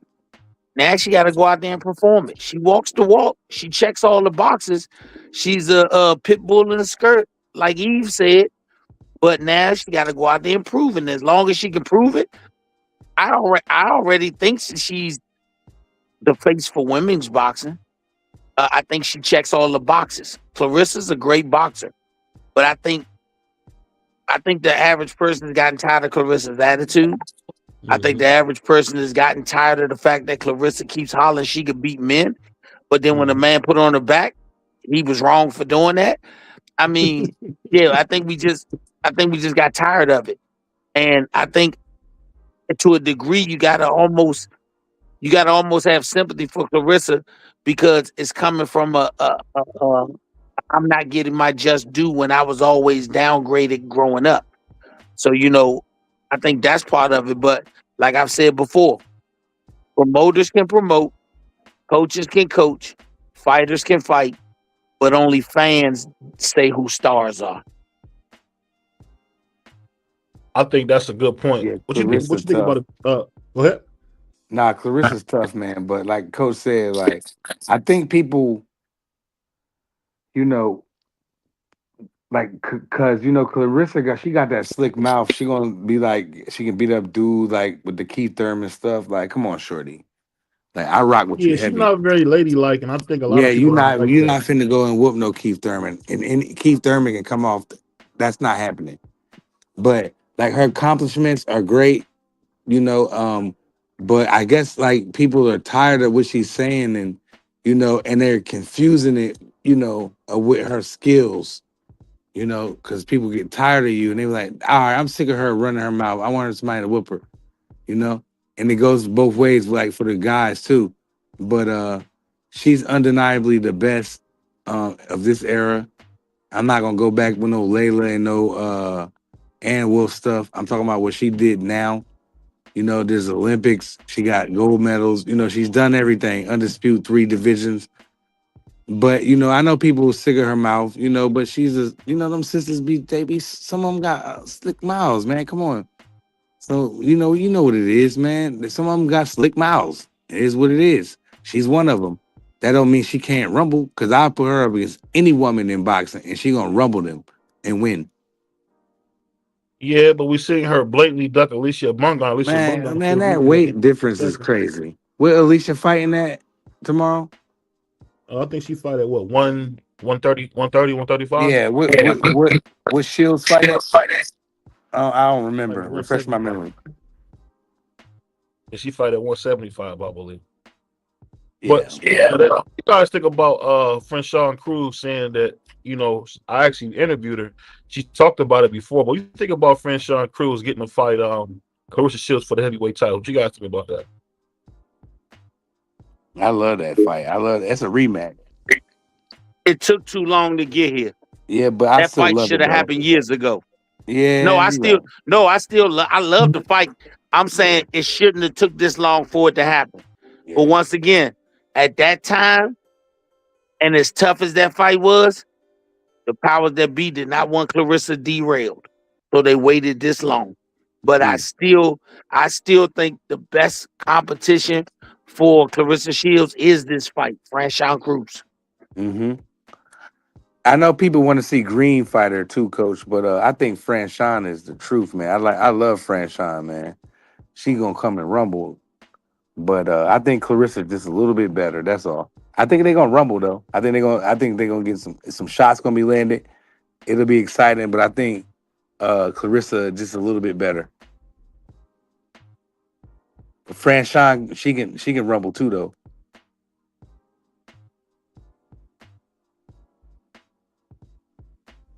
Hey, go ahead, Fred. I gotta grab something real quick. Yeah, Clarissa. I'm like Coach Wright though. It should have happened a little minute ago though, for real. But since it's happening now, I'm still cool with it. I ain't mad. Like I think I rock with Franchon, and she rock with us. So I support both them sisters, and I just think Clarissa's a little bit more. Not even a little bit. I just think Clarissa's just better. But that don't mean Franchon can't win. She definitely can win because she tough too. I think if Franchon makes it a tough competition, that from what I've seen of Clarissa over her career, she's technically sound, very fundamental. But if you could lure her into some sort of slugfest or war, her fundamentals kind of start to sliding. She throws wide punches. They begin looping. So if Franchon can get her tricked into that, and she clip her, she has the potential to hurt her real bad. And we've never seen her hurt real bad. What happens if she's on the bad end of getting hurt? Do we know if she has the wherewithal to come back from that? We know she wears her emotions on her sleeve. And sometimes when you crack an egg, you might as well go ahead and break it because it's been cracked. Bars. I don't know. Like Franchon, I rock with her. Like I said, I rock with Franchon. But I don't know. I mean, yeah, when Clarissa getting them exchanges, she do be doing them looping joints though. Like she swing wide because she be in there fighting. Like it's like she fighting now. And she don't want to get in them kind of exchanges with Franchon, because I don't think Clarissa can hurt her like that. I don't think she can, but I think she can beat her up though, and just outskill. Outskill Franchon. But I don't know. I still want to see the fight. No, I think you're right. I think you're right with what you're saying. I think that the key to victory for Franchon is not a boxing match. Engage her with rough tactics, a lot of punches. If you don't start the combination on the inside, finish the combination. If you see opportunities when she's tired, sometimes you start shoving that extra body shot to the gut. Sometimes you hit them right on the belt line. You got to make it ugly because what you want to do is take Clarissa Shields out of the comfort zone. When we have seen her come out of her comfort zone, her technique kind of falls off. And if you can catch her in between a momentary technique lapse, when emotion takes over, when emotion takes over, she cocks her hook back, trying to get more into it. that may be the crack in the egg that gives Franchon the opportunity to push a straight shot. If you look at the way they fight outside, I give Clarissa the advantage because I think sometimes Franchon, her fundamentals on the outside don't always be there. But on the inside, I think it's the actual reverse. I think Franchon's fundamentals are tighter than Clarissa's. That's what she can do her work at, up close, personal. That's what I'm saying. You got to work past the jabbing point. Use your jab to get close, but when you get close in the early round, she's gonna tie you up. That's when you might have to hit the hip. That's when you might have to push the motherfucking body shot into the stomach. When they call break, you might have to push her off. Get into the psyche so she engages on the inside. And like I said, Clarissa wins the outside, Franchon wins the inside. So Franchon needs to get to the inside to give her the best opportunity to win the fight. Will Franchon sell out to get to the inside? Because if I'm Franchon, I don't feel like Clarissa can hurt her. Like, I ain't gonna say that. I take that back. That's tough because anybody can be hurt. But I'm just saying, like Franchon's like I feel like she might have to sell out to get closer so she can do her work like we just talked about. Because when she do get close, she can do some work up close and personal. I say this: the coaching staff she got with the headbangers. If you look back at Lamont and them, a lot of time during their career, it was that high guard defense and walk you down. This is one of those situations where that may be the actual technique that can give her an opportunity to win this fight. Put your earmuffs on, walk at her, make her have to throw punches. If she can't hurt you, make her exhaust herself with these combinations, but get close. When you get close, you might have to abandon. We got 10 rounds, Coach B, and them 2-minute Jones is corny. But you got to also think fatigue and conditioning. It kicks in a little differently on the female fighters than it does the male fighters. That's why we were so enamored when Serrano and Katie Taylor fought, because they just seem to give you throwback men fights. But if we're looking for the on average, Clarissa, even as dominant as she is, around round 5, she starts to get tired. So all I'm doing is saying, let's make round 5 get here quicker than normal by making her have to up her work rate. Yeah, she got to get close. I feel like you hit that on the money, Coach. I feel like she got to get close. If she don't, and then when she do get close, she got to do work. She can't just get close and not do nothing. Right. Because Clarissa gonna box and turn, and she gotta have to, when she get there. Let me say this real quick. I gotta laugh about this. My brother D Free sent me an AI video. I looked it up and ran the video. It's AI, bro. He never said that. Jake Paul, Mike Tyson's teams both came out and said that video was fake. But shout out to my man. He sent me a video where they had Mike Tyson saying that he got paid a certain amount of money to not knock Jake Paul out. Man, stop it. The hate is real. They got brothers making AI videos about brothers from Cleveland, man. Shout out to Cleveland, man. Shout out to St. Clair. Shout out to Kinsman, man. Shout out to EC, man. Shout out to Asbury. The hate is real for the city, man. Shout out to the town, man. I had to say that, man. Niggas hate the town, man. Shout out to Cleveland, man. Don't forget, this is a place where Martin Luther King said he'd love to stay here, man. Shout out to Martin. What's going on? Martin ain't eat no cat steaks. Martin ain't never eat no cat steaks. You cold blooded, man. Shout out to Miss BVO. Her uncle worked at the Cleveland Steakhouse and served Dr. King a steak. True story. True story. Served Dr. King a steak. You cold-blooded, man. You're a cold-blooded dude, man. But let me ask you guys this, though, man. When y'all talk about, now we already know, we all talk about boxing. Why is there so much pushback towards the Jake Paul? Don't we need Jake Paul for boxing?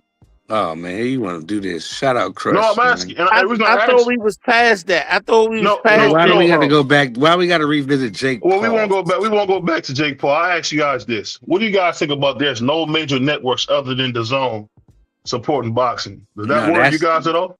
yeah. Well, it doesn't worry me, but it's surprising to me because growing up watching HBO, Showtime, and watching the fights when they was on regular TV. When I would fall asleep, but still, me mostly watching HBO and Showtime.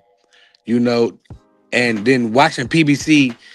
Have what they had and then the Zone losing all that money when they first came out, for them to be the only ones standing and surviving is crazy work to me. It's just Yeah. crazy. Hey, And here, Pittsburgh. Go ahead. My bad. Go ahead. My bad. Boxing doing this to itself. If you want to ask that question, if you want to ask that Coach question, B Savage, bro. I mean, if you want to ask that question, go back 20 years ago, go back 30 years ago. We had Mhm. about 15 stars in the sport of boxing that 4 other guys trying to be stars. Now you don't. Right. The promoters aren't trying to make stars. They're trying to just make consistent guys that can put some butts in seats. We getting more avoided fights than we getting made fights because people run around here trying to protect the O. Networks ain't in the networks want to give money for good fights, not give inflated pay scales for subpar fights. If you look at these cards, that's the whole argument I was putting up when we were trying to get the Xander Zayas fight. When we were trying to fight him, that was the only 50-50 fight that could have been made at 54 amongst notable names. We already knew the outcome of all the other fights that were made before they even happened. We knew Boots was going to flatline Lima. We knew Erickson Lubin wasn't going to be able to stand up to Virgil Ortiz. We knew Keith Thurman was going to get injured or something was going to happen, so that fight didn't happen. This was all shit that we knew. Ain't nobody buying tickets to that shit. If you buy a ticket to a Keith Thurman fight, that's like buying a raffle ticket. You never know the outcome. Hey, when he knocked out Brock, he looked good, but Brock is I can't put too much on him knocking out Brock. When he knocked out Brock Lee, that's a side dish for a dinner.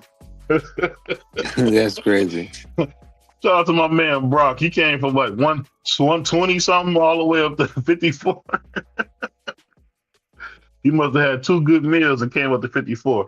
But that being said, when we talk about boxing long term, what do you guys think about them saying they're having a hard time getting a fight in Cleveland for Abdullah Mason, saying that the fan base just isn't there for that? What do you guys think about that?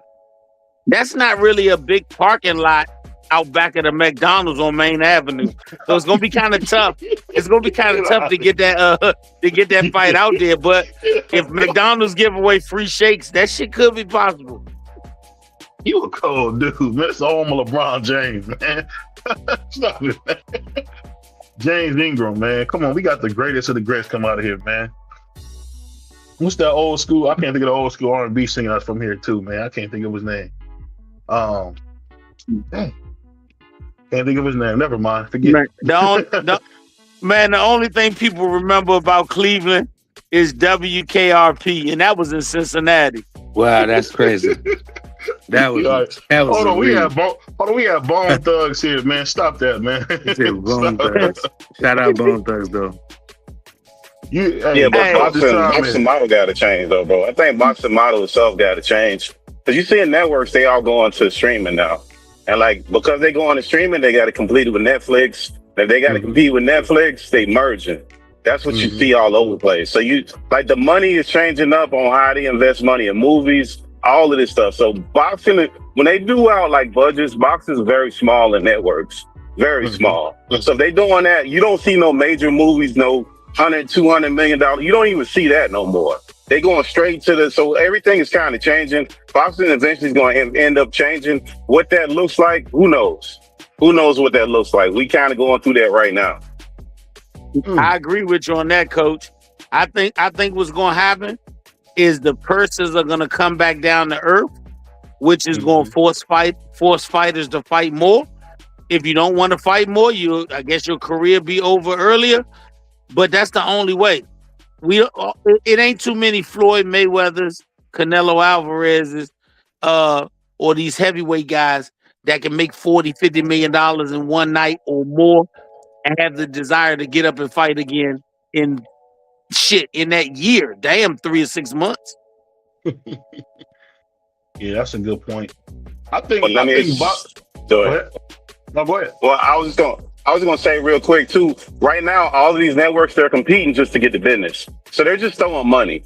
Like, you never hear Netflix say how much money they're making off these fights, if they're making money, if they're losing money, what the revenue is. You don't hear any of that. So right now, they're just spending money. At some point, they're going to care about what they're spending and how much they're spending. And I think that goes back to what Coach said. At that point, then they'll start like, okay, how much are we spending? How much are we paying these fighters? Then they'll start trying to shave these numbers down. Right now, it's a free-for-all. Right now, people just guaranteed if they go to Netflix, they're going to get the biggest amount of money they can. They go to Turkey, they're going to get. So at some point, all of these people are going to say, is this worth me putting this kind of money? Okay, I want to be in it, but I don't want to spend this kind of money. I got to actually make some money. Right now, they're just overspending because they're trying to acquire eyeballs and they're trying to acquire talent. So at some point, that stops.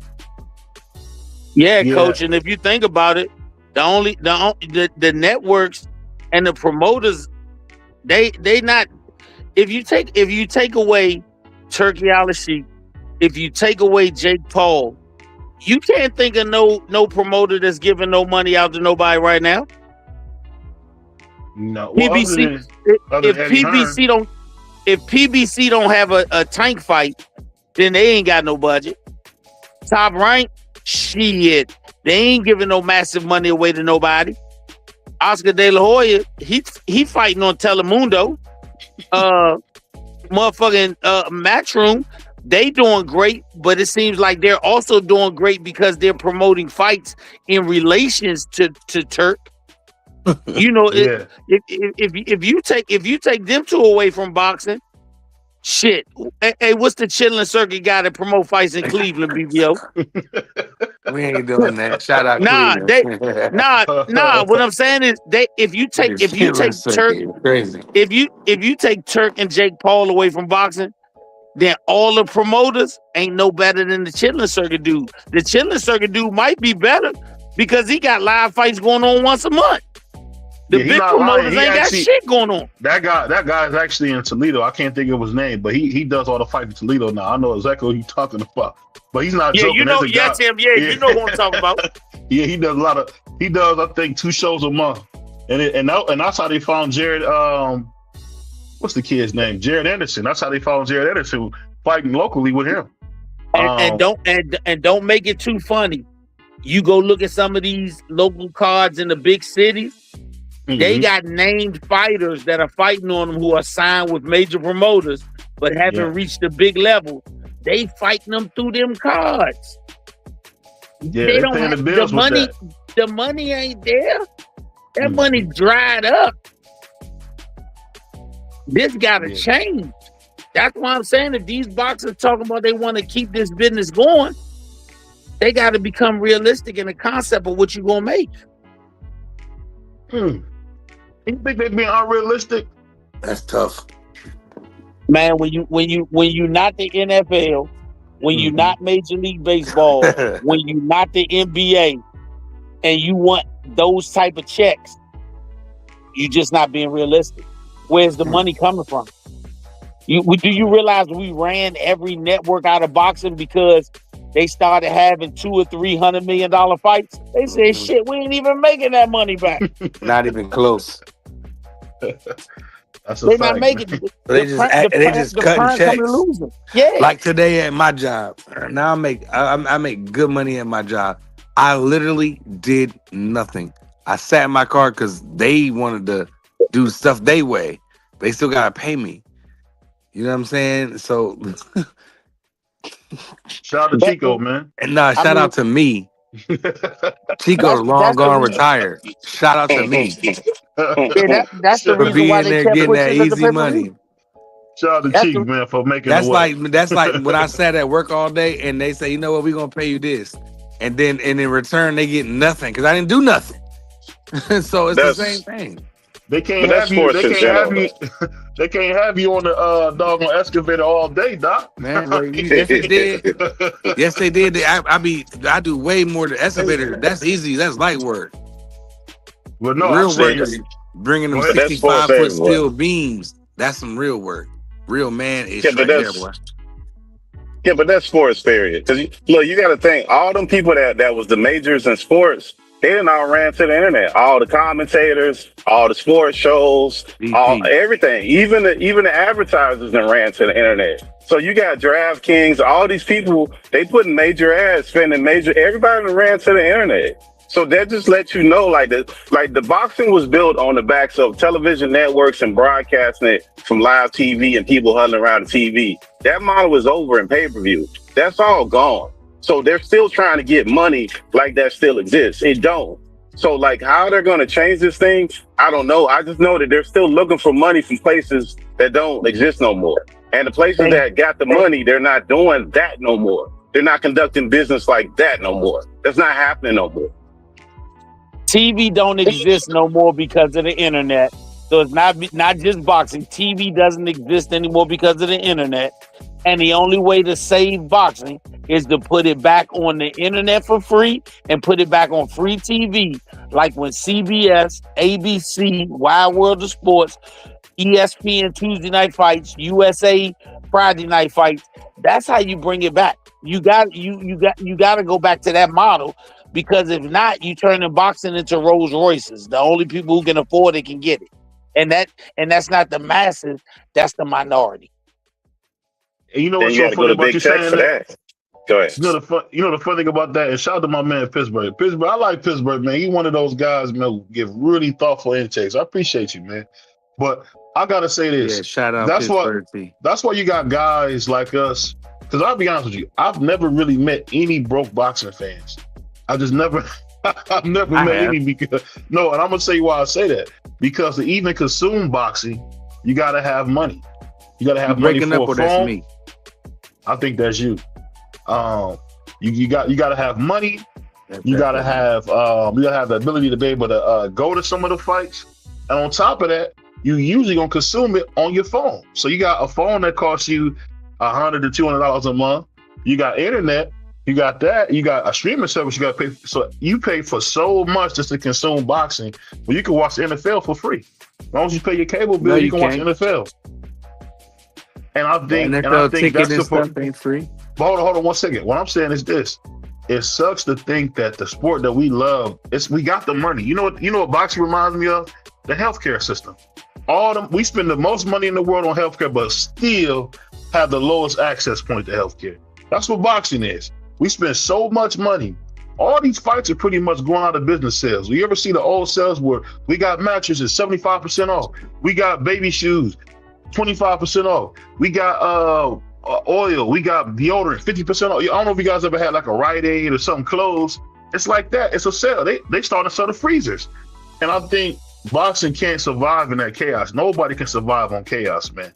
What Coach is saying is true. We got to get back to the worldwide of sports. I did hear that Turkey is setting something up with CBS, and they're trying to get back, bringing the Yellow Jackets back, because people like the nostalgia, man. People like the nostalgia. They want to see free boxing on CBS. That's what Muhammad fought. That's what Sugar Gunner fought. And I'm excited about it because I think it's going to be good. And I was one of the biggest haters of Zuffa boxing, but I'm glad that Zuffa boxing is coming so we can actually get a handle on this thing that we call boxing, so we can see some great fights. What would you guys say to that? I think most of the money is in social media. I think like that whole model's done. Like we can't go backwards. Like what they need to do, they need to go like, look at the budgets. Facebook spent like billions of dollars for the last 2 years on this metaverse that nobody ever heard of, and they eventually stopped. But they were spending like upwards of $100 million a quarter for like 2 years on this thing that they never did. So like the amount of money that big tech has and boxing's budget is nothing.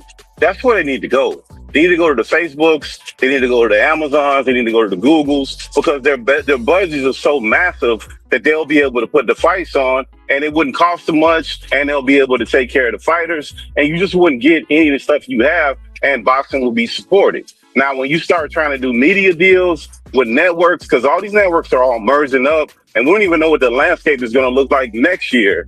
Like in a couple of months, it's going to change up. Paramount's going to start doing UFC. Netflix is in the process of now. Warner Brothers accepted the Netflix deal. So like even the networking landscape is changing. So their best bet is big tech. Google ain't going nowhere.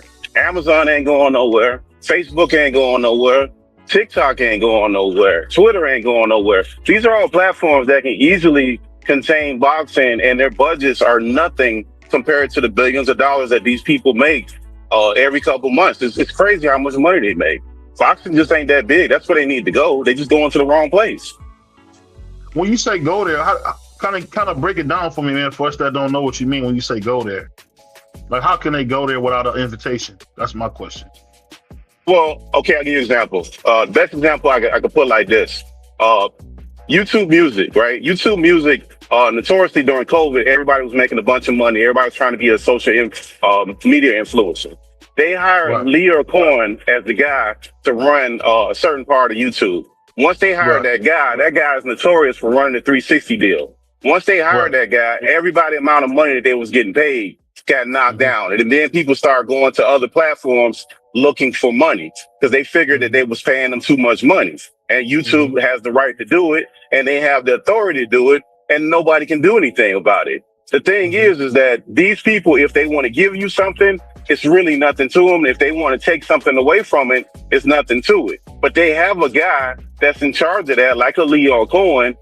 That's somebody from the PBC or these promotional companies can go talk to and try to get on these platforms. It's really not that hard. The problem is that they just don't want to do it because seems like nobody wants to be the first to jump off the sinking ship. But somebody need to get off this ship because the things that they're doing, they're always going to keep struggling for this one piece of bread.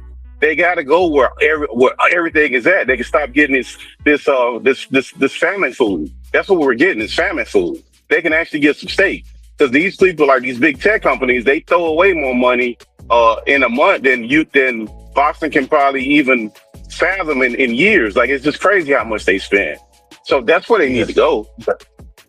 So if they was able to go over there, you basically saying we got to get like a liaison for a promotional company to get over there and kind of ask for that opportunity. If I'm saying that, I don't want to misquote you. Yeah, because they already got a person. Like they like, look, the streamers have a person. If you watch like the Costanots and those guys, they'll go to like YouTube headquarters and they'll be talking to the guy who's the guy over the streamer. And they talking to the guy and they're like, yeah, they built me a custom van and this and that.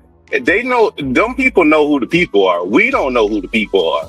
They know who the people are inside of these networks. Google is a network. Google ain't just the internet. Like, Google has its own thing, its own platform, everything about it. Like, YouTube is such a small piece of actual Google. It's crazy. Same thing with Facebook. That's the whole thing. TikTok, now that down America's running that's the whole thing. Like, there's plenty of them that have plenty of money that they just got to start thinking outside the box and stop fighting over these scraps. Because that's what they're doing, is fighting over scraps. And if they want to keep doing that, cool. I just, me personally, I could be wrong. I just don't see the need in doing it when it's so much money on the other end and they spend so much more money on the other end. It just don't make no sense. It's just crazy what they're doing and how they're conducting. Yeah, I mean, dang, you really making some good points. What you think about what he's saying, Coach? I actually agree with him 100%. And I actually had this conversation several times years ago, but then somebody brought something to my attention that kind of messed me up. Why would Facebook, Twitter, and YouTube pay for something that the very next day they give for free anyway? Well, it's exclusiveness. It's exclusiveness. That's all it is. It's exclusivity. Come over here, you can see it live. Like this show, this is a live show. I mean, there's more people that's going to want to see it live than they will want to see the rebroadcast. Like people can watch the Super Bowl clipped up if they want to, but they want to see the live broadcast.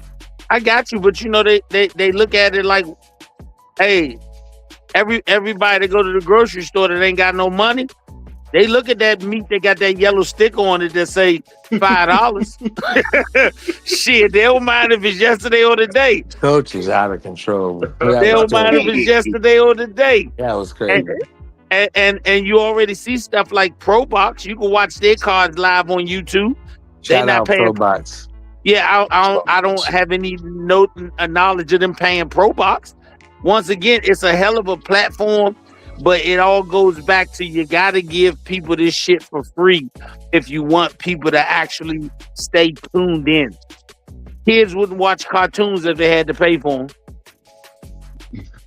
But you can do it from the internet, though. But you can do it from big tech because it wouldn't, like, for them to absorb them salaries is nothing. It wouldn't be nothing for them. Like, it just really wouldn't. And you would get more fights because now you take the money out of it. You've eliminated the whole fight about money. It's gone. Now I agree with you, but I think that's what HBO and Showtime thought. Cause these damn inflated ass persons got to the point where it made them think twice. Shit, Well, even the richest man got a budget. Well, that's different.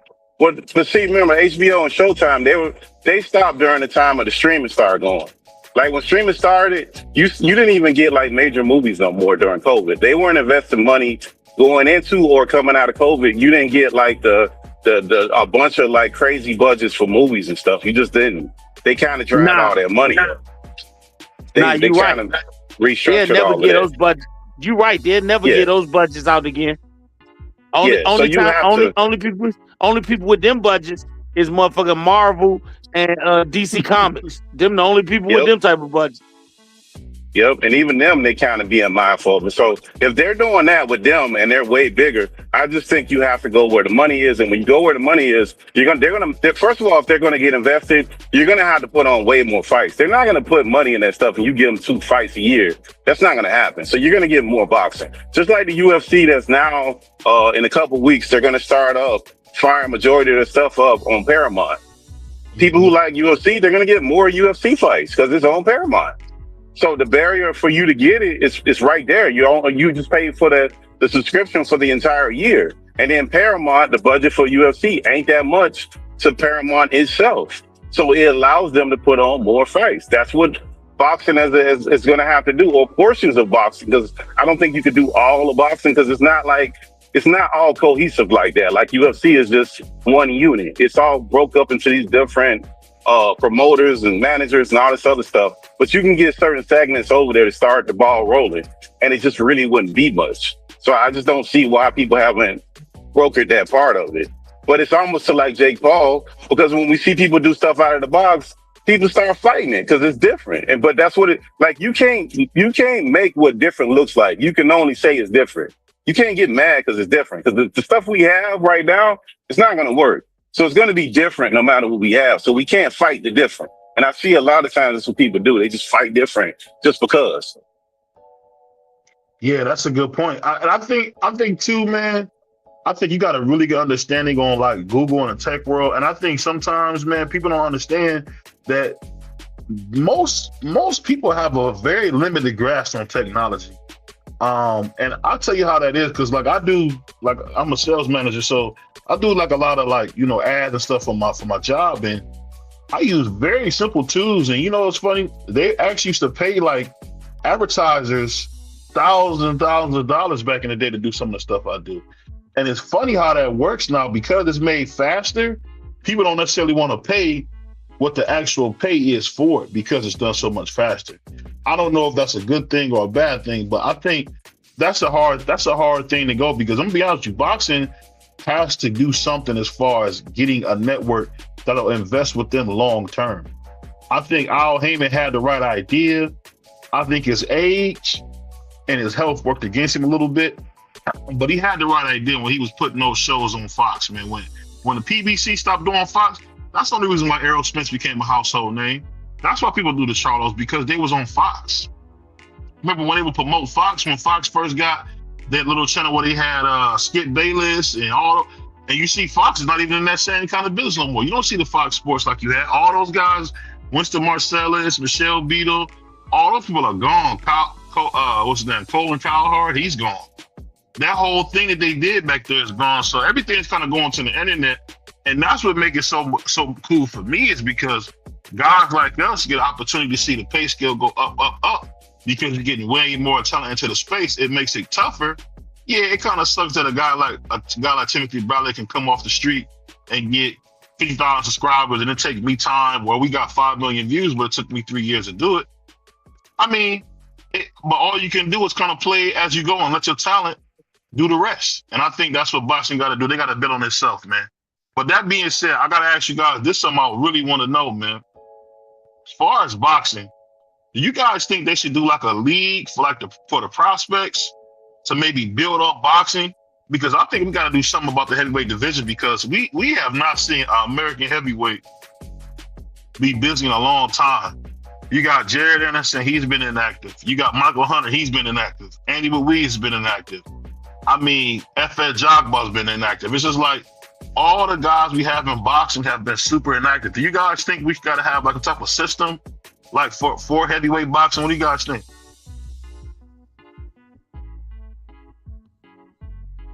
Nah, you talking about promotion? I don't think so. Like, look, UFC got big people. We all kind of know UFC more or less when they start having that reality show on the house.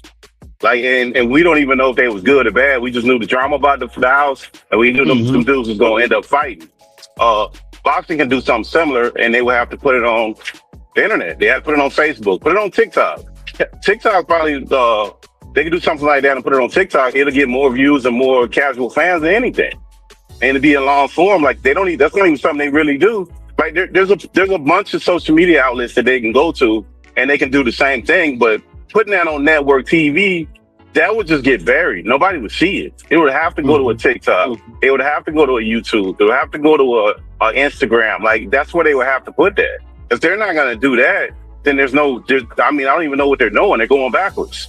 That's where everything is at. That's where you have to go because that's where everything ends up at anyways. So you have to go that's where all the young people are. That's where everybody is. Even the networks are going there. They're putting their stuff. The networks are putting their stuff on there. So no, if they're not going to do that, I just think that the idea that they keep trying to go back to this network stuff, the networks, that's cool. But if the networks ain't streaming and if the networks ain't online and they're not tied into social media, then you just, I mean, you already got it 1 foot in the grave. You're just digging it deeper. You're not really helping yourself. Well, I'm asking you that because you've seen like people our age, and I can only speak to our demographic. A lot of us are in our early to mid 30s and older. I think a lot of people our age miss the old times. That's why you're seeing Tony Romo and them in the old school CBS jackets. You see that when you had him, Tom Brady wearing the yellow jackets again, like John Madden and Al Michaels used to wear. I don't know if you know what I'm talking about. They had Joe Buck, all them guys wearing like the stuff you used to see back in the day. I think people want the networks to come back. I think the networks are going to come back through streaming. But I think people want to consume TV the way our fathers did, the way our grandparents did, because they got told stories. And no matter what, storytelling is still going to always be a part of it. It's like boxing. I don't think we got enough heroes and villains in boxing. I think that Terrence Crawford did himself a disservice by not being more evil. Because you got to remember, that's what made Floyd Floyd. When Floyd was blowing kisses and telling everybody how much he loved the sport, how thankful he was to have the opportunity, he didn't make the money he made. He became Money Mayweather for 11 fights and made more money than he ever could have imagined because he was being evil. I think that's the thing we got to get back to in boxing. We got to get back to building villains and heroes. I think that's what boxing's missing. Now, what would you say to that, Pittsburgh? Our coach, what would you got to say to that?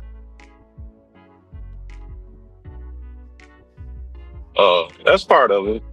I mean, they got to build stories up for people better. Like, look, the greatest American history, American construct you got now is that you can see where people go from nothing to something real fast. It's similar to boxing. Is America's Got Talent, and that's more about people knowing people's story than the actual talent of the person. Because before the person performs, they want to know where they came from, what their story is, and then even the people that's performing, they start going into the bit. They start telling you, yeah, my wife passed, or, I got cancer, or whatever it is. They playing up to building up the backstory. They're being their own PR person before they actually perform to get people in. So if they have figured that out, I think that's the part that's the other part that boxing has to figure out. I mean, I know some people are a little bit more wittier with the internet and on like, media content, period, and some aren't. I think some of these folks, they need to start hiring PR people because you can have more detriment by not having really any movement at all with PR if you don't have a Bill Haney or somebody that can actually move content. So, and even those people, with the actual fighter themselves, some actual fighters themselves need somebody to control their phone, need somebody to put out certain stuff to get some traction. So I think this whole thing has to be, people got to start thinking about this stuff the way that we've been thinking about it, because it's changing. If everything is changing and you want to stay the same, that just don't make any sense. Even when we go to the gym, we lift more weights. You can't go to the gym and still keep lifting the same weights. So why would we think that we can just keep these same business models? Not unless you're trying to be Radio Shack, Sears, or whatever the rest of these failing businesses is. That's the only ones that just thought they had it under control, bro. Hold on, Pittsburgh. You a wild nigga, man. Brother said, let y'all trying to be Radio Shack. Hey, I'm just shout out saying, to bro. Radio Shack. Man, shout out to Radio Shack. Radio Shack, you go there and get your phone upgraded for free. Y'all remember now it used to be free to get your phone upgraded. Oh boy, Pittsburgh, you a cold-blooded dude, man. I'll tell you that right now, man. But I'll say this, I definitely agree with that. I just think the sad part is, I think people are always chasing the past because the past is romanticized. I mean, you hear people all the time talk about what they did as children. Oh, I remember I used to go here and get the hot cotton candy. Or I used to go here and get this, I get that. And it's just like, prime example, man, I was listening to Mark Kriegel. That's a writer, right? And he was talking about the Jake Paul fight being disgusting. And I thought to myself, guess what, Mark Kriegel? You're not going to be able to bring boxing back to what it was in the 60s and 70s, man. That whole time is over. Like, you ever see the pictures from the 60s and 70s, like when they used to still smoke, like in the arenas? The pictures look different because you had like smoking stuff in the air. Everything is so controlled and everything is such perfect environment. Like, just think about it. Most of your NFL franchises are inside now. What's the purpose of even playing football if we always inside? What you think? It's just because they want to have everything controlled. Everything has to be perfect. Everything has to be a certain way. And I think that's why you hear the old heads screaming, well, I had it rougher in my day, or I had it rough in this day. At the end of the day, man, the product is the same. There's nothing new under the sun, but we got to go with things that actually work. And Pittsburgh, I ask you this. Do you think we have another superstar coming out of boxing? Because I don't see it. Do you?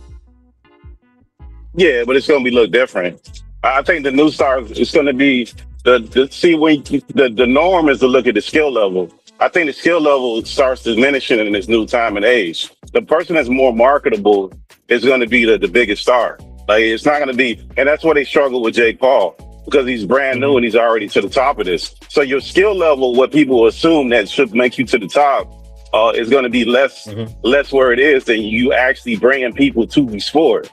Like, that's what it's going to be nowadays. That's what's going to make you a star at this point. What we're looking at right now, because the skill level it's not the end all be all where it used to be the thing. And I think that's what some of these old heads are kind of like struggling with. It's not. That's part of it, but that's not the thing no more. Yeah, you an ice cold dude, Pittsburgh. That's what, just never knew you was this ice cold. You a wild boy, man. So let me ask you this: if I could say in a perfect world, give me 3 fights that you want to see coming up. Give me 3 fights that you want to see in the perfect world coming up for 2026. Well, remember, I'm a casual. All the fighters I pretty much know, they pretty either out the door, they got 1 foot out the door. They done been on their back like a Raid commercial. So I don't really know, bro. I see all these dudes kind of getting up out of here. All the name guys, like the hardcores will have better information than me. I know some of these guys. Terrence leaving. I don't know what Canelo's doing. No idea. AJ, who knows what happens to him after this fight. Deontay, he got 1 foot out the door. Like, all the big heavyweights are pretty much out of here. And then the youngsters, they kind of so unproven. You got a few of them that you want to see fight, but I don't really know. I don't know because of the promotion stuff. You don't think a fight like Lewis Crocker versus Devin Haney is a good fight? It would be different. It's okay, but I don't think they talk enough to promote the fight. Yeah, see, I gotta have you on the panel more, man, because I like how you talking, man, because I think you actually telling the truth about it. I think that's one of the things that hurts Devin Haney is that he doesn't talk enough. And people say, no, that's his dad's job. No, it's everybody's job to sell. That's what we say all the time when I was growing up in the dealerships. It's everybody's job to sell, whether it's the woman picking people up, taking them to work while their car getting fixed, or it's the guy doing the oil change. It's everybody's job to sell this product. And I think in boxing, it's a lot of this is not my job. You think that's a part of boxing too? This is not my job. Everybody want to tell you what their job is not.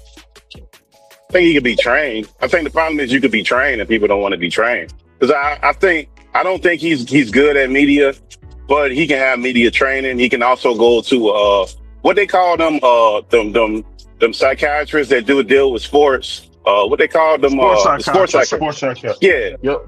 You go to one of them, do some media training, and I think that needs to be part of the package for all of them. And that would help all of them. Because look at Shedeur. Shedeur Sanders is a prime example of a young person who because of who his daddy was, he got media training.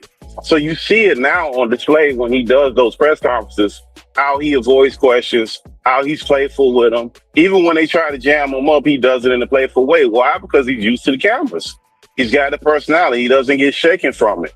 A lot of people can't really handle that kind of stuff. They haven't gotten... He's been in the media probably, 6-7 years because of his dad. Even though he's brand new in the NFL, he's got plenty of media training. And he's got the confidence of the family and all of that. So not having that could be a detriment. So if you take the media training away from Shedeur, where he is right now, it throws him on the ground. So the media training pushes you way up to the top. Because all you have to do is go out there and really tell the truth about that coach. And they'll flame him up the next day. We all know this. But because he got media training, he flies above it. You know, it's funny. It's funny you say that, man, and that's why I'm glad we're having this conversation, because one of the guys I used to like to watch was Jason Woodlock, right? But I kind of realized that Jason Woodlock is a stone cold hater, and it's like the stuff he said about Shedeur. I've never seen a nigga not do anything, and constantly has said that he's not doing something right. I mean, whether it was being picked, not getting to play. And then some of the throws you see him making, right? Me being a Cleveland Browns fan, I'm biased. I'll be honest with you. I can't believe that it would be a question, like Floyd Senior said. It ain't even a question. He would be my new franchise quarterback. That's a fact. Because at the end of the day, he's showing something that we ain't seen in 20 years here in Cleveland. And that's a capable quarterback. Deshaun Watson couldn't do it, and all the other dudes couldn't do it. There's like a running stat and a joke of how bad the quarterbacks are in Cleveland, right? And you got idiots like me who will spend a king's ransom to watch my team get beat to death, be dead. You know, out of all the games me and Miss BVO went to, brother, I can only think about maybe 2 or 3 games that we actually won. And they was preseason games, the ones we went to that we won. We go in there and get scraped. So the best we could do, get a good bite to eat, because I love to sit in the club, get a good bite to eat, maybe get a little something to sip on, but you're pretty much watching your team get beat to death. And to hear people say insane things like Shedeur Sanders is too cocky. What? I seen Shedeur Sanders in the hood, right? They had a real bad apartment fire in East Cleveland. Bunch of niggas got cooked like meat, burnt up, crispy, extra crispy, right? Shedeur go down there and buy these folks clothes, pay for hotel stays, but they don't bring that up. Shedeur's first thing when he came to Cleveland, he went to the hood and went to the local high school, Shaw High School. Like, I just don't understand. Is it Shedeur's race? But what did Deion do for his son to be put through this? What would you say to that, Pittsburgh? Oh, he became great. He shattered all these niggas still talking about high school, and they ain't been in high school in 20 years. Nobody want to hear about your high school story, bro. Nobody cares. So when you get a person like that, whose son comes behind him, they start hating on him immediately. He ain't gonna be nothing. He's just like that because his daddy. And he's steady achieving because, a male ego is a fragile thing, bro. It really is, man. And, a lot of people make excuses. That's one of the gripes I have with some of these athletes. When they make some of these excuses, I get it to a degree. But then it becomes to the point, that's when it starts turning. It's a point where it's a line where it can turn into hate. Because your excuses are just that. And then it just looks like what it is. So in order for you to validate it, you have to do certain things. You got to start hating on people. So if a person comes out of the same situation that you came out of, or even better, and they figure it out, then you look kind of crazy. And I think that's a lot of it. And people look through some of these young folks, because it's mostly these old 40-year-old plusers like us. They're looking at these young men, and they should be happy for these young men, bro. But they can't.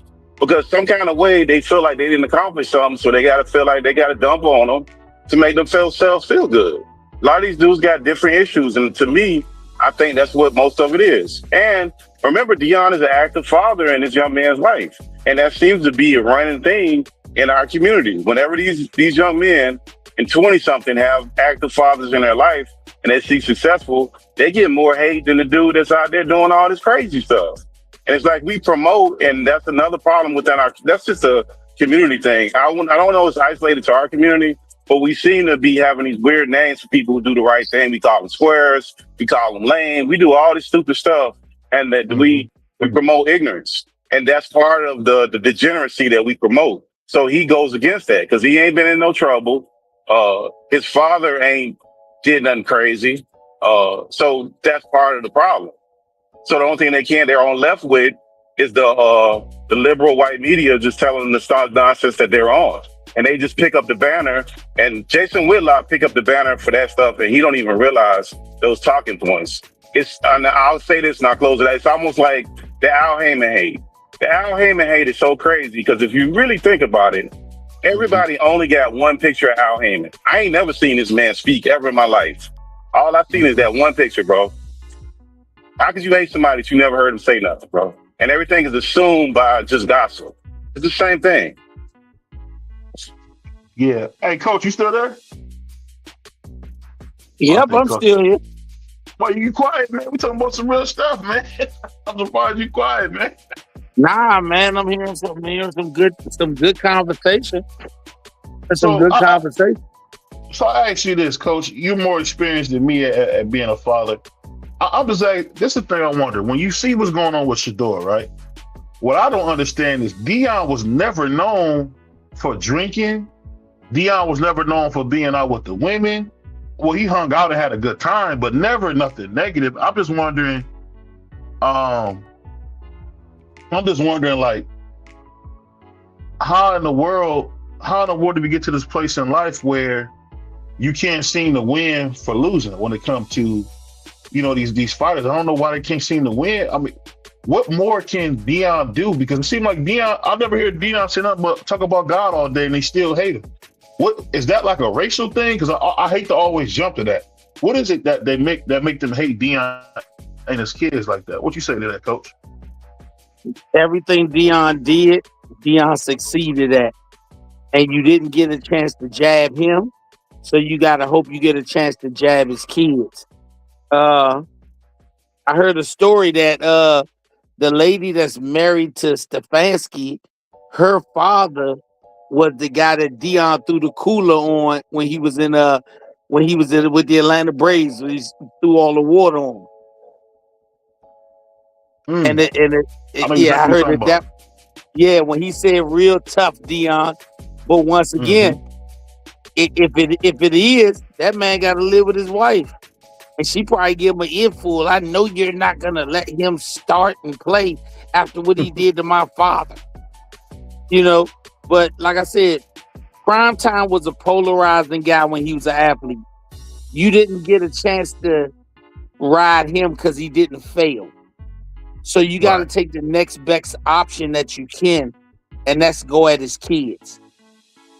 And I'm, for the 90%, his kids are doing everything right, and I can't say there's nothing wrong. He got if I'm not mistaken, he got the second highest selling jersey in the league. Yeah, he made $12 million off his jerseys, just off his jersey this year. Yeah. So if that's the case, he winning. And if I'm him, I'm gonna keep on doing what I'm doing. I'm gonna keep on collecting these checks. Because if he do what he do, they'll get rid of Stefanski before they get rid of him. Yeah. But I guess the thing, this the thing is when you have guys like Jason Whitlock and I'm not just trying to single him out, but I feel like he really gets like a hard on to like go at black men. Where do you think that comes from when you see guys that look like us make it their business to attack us? What would you say to that, Coach? Man, ain't nobody stunting no Jason Whitlock. What did Jason Whitlock ever do besides talk about athletes who are doing what they do? That's it. So if that's where he gets his thrill or he makes his money, you can't be mad at him. He's a professional. It just happens to be a professional hater. Yeah, but there's not. See, this is the thing. This thing I'm like. See, you in your 50s, so you know. At 50 years old, I always see guys kind of want to give back, but it seemed like Jason is like one of those guys who's like content on like he had a whole show about how Shador is arrogant and how he, he's a hip hop kid who doesn't understand decorum. But I'm thinking to myself, what if Shador did that stuff that we used to see DeJuan Wagner do, or that stuff we used to see Allen Iverson? I guarantee Allen Iverson wouldn't be a star in today's NBA because they would have hated him. He'd be a star. Allen Iverson had that Bruce Leroy glow. He was going to be a star in any generation. Even with all the haters? He was going to be a star. He was going to be a star in any generation. He had that Bruce Leroy glow. Yeah, because he's not a beta male.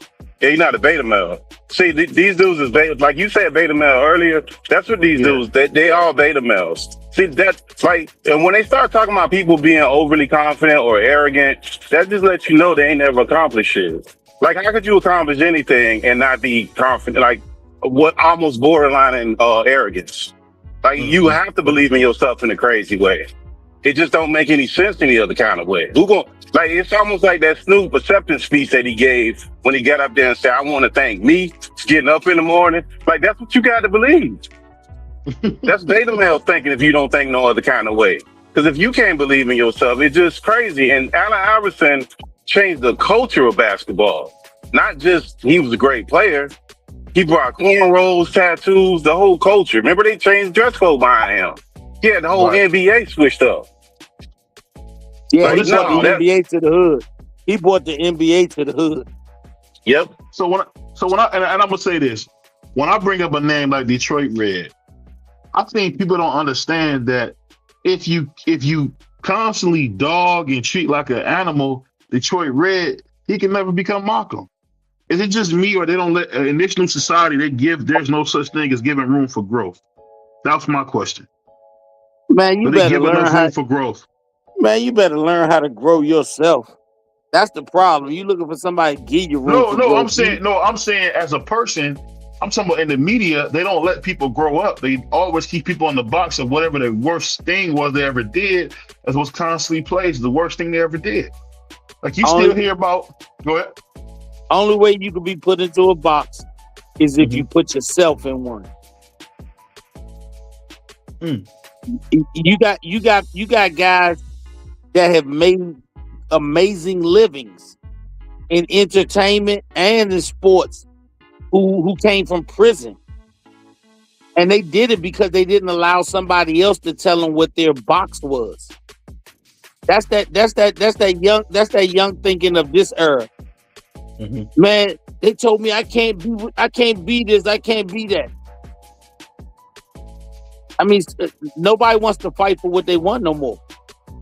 The minute somebody say something that you don't like about you, yourself, or the people you support, we call them haters. But the minute they talk about somebody you love and support, then they good. I mean, you can't have it. You can't have it both ways. You can't have it both ways. I feel like that's a constant thing that we dealing with. Go ahead. Well, you just can't listen to him, bro.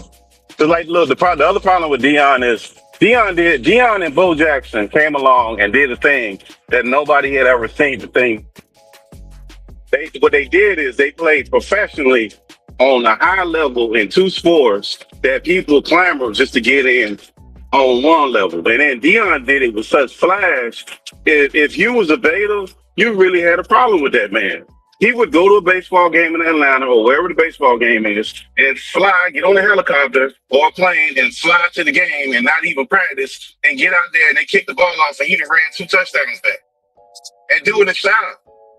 So he just didn't care. So I just think that people that don't care, they're unapologetically them. People who are betas are always going to have problems with that because they lack confidence and they don't have no guidance. Those kind of people are who they write articles for. They write articles for people who can't distinguish information themselves. They can't give people like them stats. They need somebody to distinguish the stats and tell them what they're looking at. That's what they made ESPN for. That's what they made the Stephen A. Smiths for. They don't know what they're looking at. That's what they made that for. Everybody else don't have no problem with them kind of people. But it's way less people of those. All those other people, they get offended. They think that's offensive. And that's the problem. You got a lot of those people because these young men ain't doing young men stuff no more. They being coached out of that. Some kind of way it's wrong now. Yeah. Yeah. The one thing I will say, I do like the fact that you see the kids, they're not as violent for no reason like I remember kids being. I do like that part of it. I mean, I just think overall, man, we just got a really bad problem of people not understanding that the little things do matter. You know what I mean? I feel like that's something that's missing. Like not just in sports, just in life, man. Like it's like everybody worried about the big things, but they don't understand. It takes time to get to the top. It takes time to grow. I don't get why that's not understood. That's something that blows my mind. What do you say to that? Man, I'm tired of this Carl Thomas society we live in. Everybody emotional. I miss when I was a kid. You had to be tough. Ain't no more toughness out here. Ain't no more toughness out here. Everybody wants you to be their friend. Everybody wants you to talk good about them. Man, I don't understand this. You got bullying. You ain't even got to bully a person in person no more. You can do it over the internet. What's next? He keep mailing me letters and talking about me in letters and I'm bullied. Come on, man. This concept of soft and how do we negate soft is so horrible, man. Shador ain't complaining about this shit, so why am I complaining about it? I praise the young man for his toughness because he smiled about it every day. But then I had to think back. What reason do Shorty got to frown? He been rich literally all his fucking life. Yeah, that's a good point. How about I feel bad for the lady who worked 87 years and still ain't retired? Yeah, that's a good point. Hey, we have what I always tell you, man. We be talking about rich nigga problems. We be talking about rich nigga problems. Them not our problems. Them rich nigga problems. Yeah, that's a good point. Hey, look, he, and I love the fact that he helped some people that was fucked up in the fire. But you know, if he go down to the grocery store every day, he can help out some people who $20 short. Wow, boy. I just don't. I mean, it's like I used to tell people. Your best friend makes some good mixtapes and you don't even hit the like button when he posts them on Instagram, but you had the nerve to tell Lil Wayne happy birthday. Nigga, you don't even fucking know Lil Wayne. That's the shit that get me. That's the shit that get me. We on Jason Whitlock ass about something that he's doing to a rich kid that don't know us. And I ain't got no problem with it, but what? Damn, what about the little kids you know down the block that get beat up after school every day? Yeah. That's what I mean, that rich man problem. I'll say this. I don't necessarily see the young kids. They don't really be fighting like that no more. Oh, nah. It's still some kids getting the flapjacks beat out of their ass. It's still kids getting the flapjacks beat out of their ass. Yeah, but they really can't, BVO. Because look, if a kid in junior high and high school get into a fight, they got school resource police there now in most of these schools, which we didn't have. So they hitting them with assault charges and all kind of. They can't even have regular. They done took the fight up out of these kids before they leave high school. They domesticated. Like, they done domesticated all these young bulls. Hey, coach, that shit ain't working in DC. These motherfucking lions down here. They beating up the little security police in the school. These youngest lions down here. I don't know what that school district is. I can't speak about no other school district. But these youngest they put. I ain't talking about. No, I'm not talking about in pockets. Yeah, I'm talking about the schools. Damn, I ain't talking about in certain pockets. I'm talking about all over. I live in Southeast DC. They steal animals. Well, that's the They hood, steal. man. You still gonna have those kids. What I'm saying is, like, they're still gonna fight. Boys gonna be boys, right? It's just how the schools is determining to deal with it. That's the problem. Because they kicking them out of these schools. Because a lot of these schools that have all these programs, they consider them magnet programs. And they have zero tolerance for those things, which is insane. I remember my nephew got into a fight and the school was telling him, he in the magnet program, telling him, you can only meet force with force. So he hit you, you slammed him and kicked him. You can't do all that. Like, wait a minute, what? Like, that's part of their retarded policy. We down there arguing with them, like, what are y'all talking about? But of course, it ain't gonna stop a young boy from being a young boy. But what I've noticed in most of these school districts, men aren't really in the education realm like that no more. They just not. So you have a lot of women that's making up of these policies. They don't understand young boys and how we operate. So to them, it's foreign because they think in the way that they deal with stuff. That's not how boys deal with stuff. We fight. We might fight with our friends. I don't know how many times to be cool with them. You know, that's just what we do. Women don't do that. If they fight, that stuff is forever. They really ain't messing with them no more. Boys do that constantly. I'm gonna tell you what I see. I ain't trying to be funny. I don't suggest it go back there, but a lot of these suburban kids, man, they soft as a motherfucker from the house. They soft as a motherfucker from the house. And when they go to school with some of these kids, like my kids and my grandkids know, do not spare the rod, and that don't just apply to them. If somebody put their hands on you, we ain't turning no other cheek. If I got a black eye, he gotta have a black eye too. Yeah, I ain't telling my kid. I'm not telling my kid we going to the principal's office and we gonna discuss it. He done bust my mouth open and we just had him say he's sorry. Nah, I'm gonna bust his mouth open and we both tell each other we sorry. I ain't playing that shit. That ain't. I mean, and that's what I told BVO. BVO, you remember I told you? I said we starting to outprice boxing, and when I say outprice boxing, the average neighborhood kid ain't able to box no more. So you starting to get a lot of suburban kids to take up boxing because they only know it as a sport. Mine come from a bull background. This shit is about life and death. This shit about violence. They don't want to see them kids. Them ain't the kids they in a rush to fight. I say it all the time. BVO, if I ain't said it once, I said it 1,000,000 times. You want to know why you don't get none of them dudes calling Jaleel name out? Because they know that Shorty is 24/7, 365 locked in on violence. And if he see you outside, if he see you in a corridor at a venue and you talk shit about him, y'all ain't gonna get a chance to fight. He gonna punch in your mouth right there.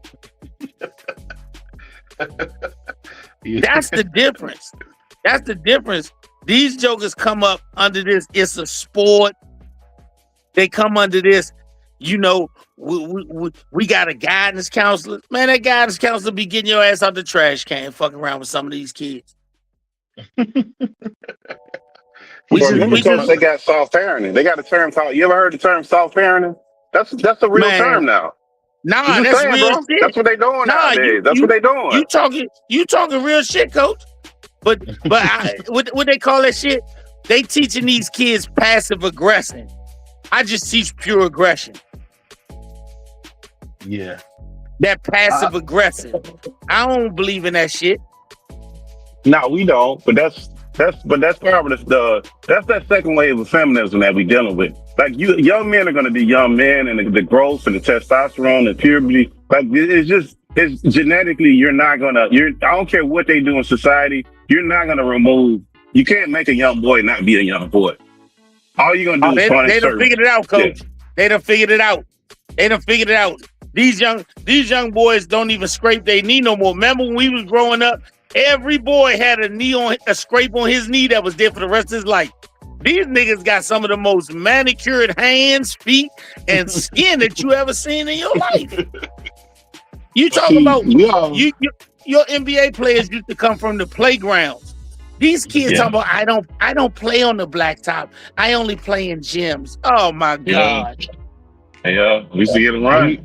Well, remember we became latchkey kids. Remember latchkey kids? They would think that's abuse. They would call that abuse right now. That your parents ain't home and you gotta let yourself in when you get home from school. They would call that abuse right now. But these kids don't have no independence. They don't even drive no more. That's another problem. Like I don't know. The society in this whole they have made some stuff just stay retarded. A lot of these kids by not giving them independence. They have coddled and retarded kids. But you know that's the plan, Coach, right? You understand that that's the plan. Mm-hmm. That's the new wave of government control. Make you so lazy and dependent on what they give you that you don't know how to go get it no more. You got kids that don't know how to do nothing. Look here, the toughest dude in the neighborhood now, all you gotta do is go next to him and drop a mouse on the ground. That nigga haul ass. You could literally rob these niggas on any corner with a dead mouse. Give me your money. Just hold the dead mouse. Man, give him the money. He gonna put the mouse on me. He gonna put the mouse on me. You can rob these niggas with a dead mouse. But see, I grew up in middle class, and guess what? Even in middle class, we still was latchkey kids. We still fought. We still, at the end of the day, you had to do things for yourself. Like, these kids don't have to do a lot of these things for themselves. There's no sense of independence. So what's happening is they have made a society, like these kids can't even go outside and play without the mama sitting right there in the chair right next to them. They can't go nowhere. Like, it's just like they don't have a sense of independence. So if you don't have a sense of independence, you never get that part of your brain to develop to try to make your own fucking decisions. And then when they get kicked out to go to college, it's a whole culture shock to them because now they actually get some freedom. They ain't had it before. Now they get to make some decisions and they don't know what to do. They don't even have summer jobs. We all have summer jobs. They don't do that. That's when he come on with a pocketbook. Yep. And you know what's funny? When you see those guys wearing those purses and they try to swear up and down, this ain't no purse, this a bag. It's like, stop, man. I got a homeboy, he be wearing his purse around. I'm saying, bro, hey, bro. What do you call it, a messenger bag? Mark my word. The next thing you're gonna see these young boys do is start wearing lashes. I could believe it, man. Well, they right there. They wearing contacts. They coloring their eyes already. They right now. The next thing they're gonna be wearing lashes. You gonna see old 6'5" BVO type kid wearing lashes. We already got it. Look at Magic Johnson's son. Bro. No, I'm not talking about. I'm not talking about feminine. Different. I'm not talking about feminine qualities. I'm talking about a straight dude. Oh, he called himself straight. I got you. Yeah, okay. With lashes. Okay. 20 years ago, you'd have thought I was lying if I said a straight dude was gonna wear a pocketbook. Yeah. So that's wild stuff. Next thing you're gonna see is a straight dude with lashes. Or even when you think let's put it even worse. Even when you think about a guy like that stuff that they bring up every week when they want to talk about the Epstein files, when they bring up Puff. That stuff you heard about Puff, man. I never in my life thought I would hear that kind of stuff, man. Like, what man wants to be a part of that kind of foolishness, man? I don't care how much money you get. Ain't nobody trying to be a part of no foolishness like that, bro. But that's just the world we live in, man. Cats don't have no type of decorum or understanding of how to be a man or even do manly things. So I get it. That's just the world we live in, man. So to my brother Joe. My brother Joe said facts. He said y'all gotta be born with it. If that's not born with it, if this taught when this creates disorder. He said y'all been doing that stuff They just want the rights. Now, all I can say is this. I think the bad thing is this, that people don't understand that we got to have a family, man. And if you destroy the family, you destroy society, man. So I'll leave it at that. As always, man, hopefully we get my man Pittsburgh back. I know he don't hang out with the blacks too much, but I appreciate my man Pittsburgh coming up because I know he don't mess with black people, but appreciate you coming by. And shout out to my favorite dude, man. Even though sometimes he can be a stone cold-headed, man. Shout out to my man Coach Hackett, man. And we be back, man, next week. Next week, we only going to do 2 episodes, and we're going to take the rest of Christmas off and enjoy ourselves. So stay tuned. I did confirm we got Coach Schofield coming on here. He's going to come back, and him and Kid Austin going to be on. And I'm going to have my man, Brother Bernard, on as well. So we're going to have some fun, man. We're going to have some coaches on. Hopefully, like I said, my brother Pittsburgh come back. I know he don't do the black shows that much, but hopefully we have you back, man. You guys got anything else? Everybody have a safe night. If you ain't at home, get home safe. If you at home, don't go back outside. Dangerous shit happen at night. Hey, what my grandfather say? You need to be home by 10, nigga. On that note, we out here, y'all. Peace.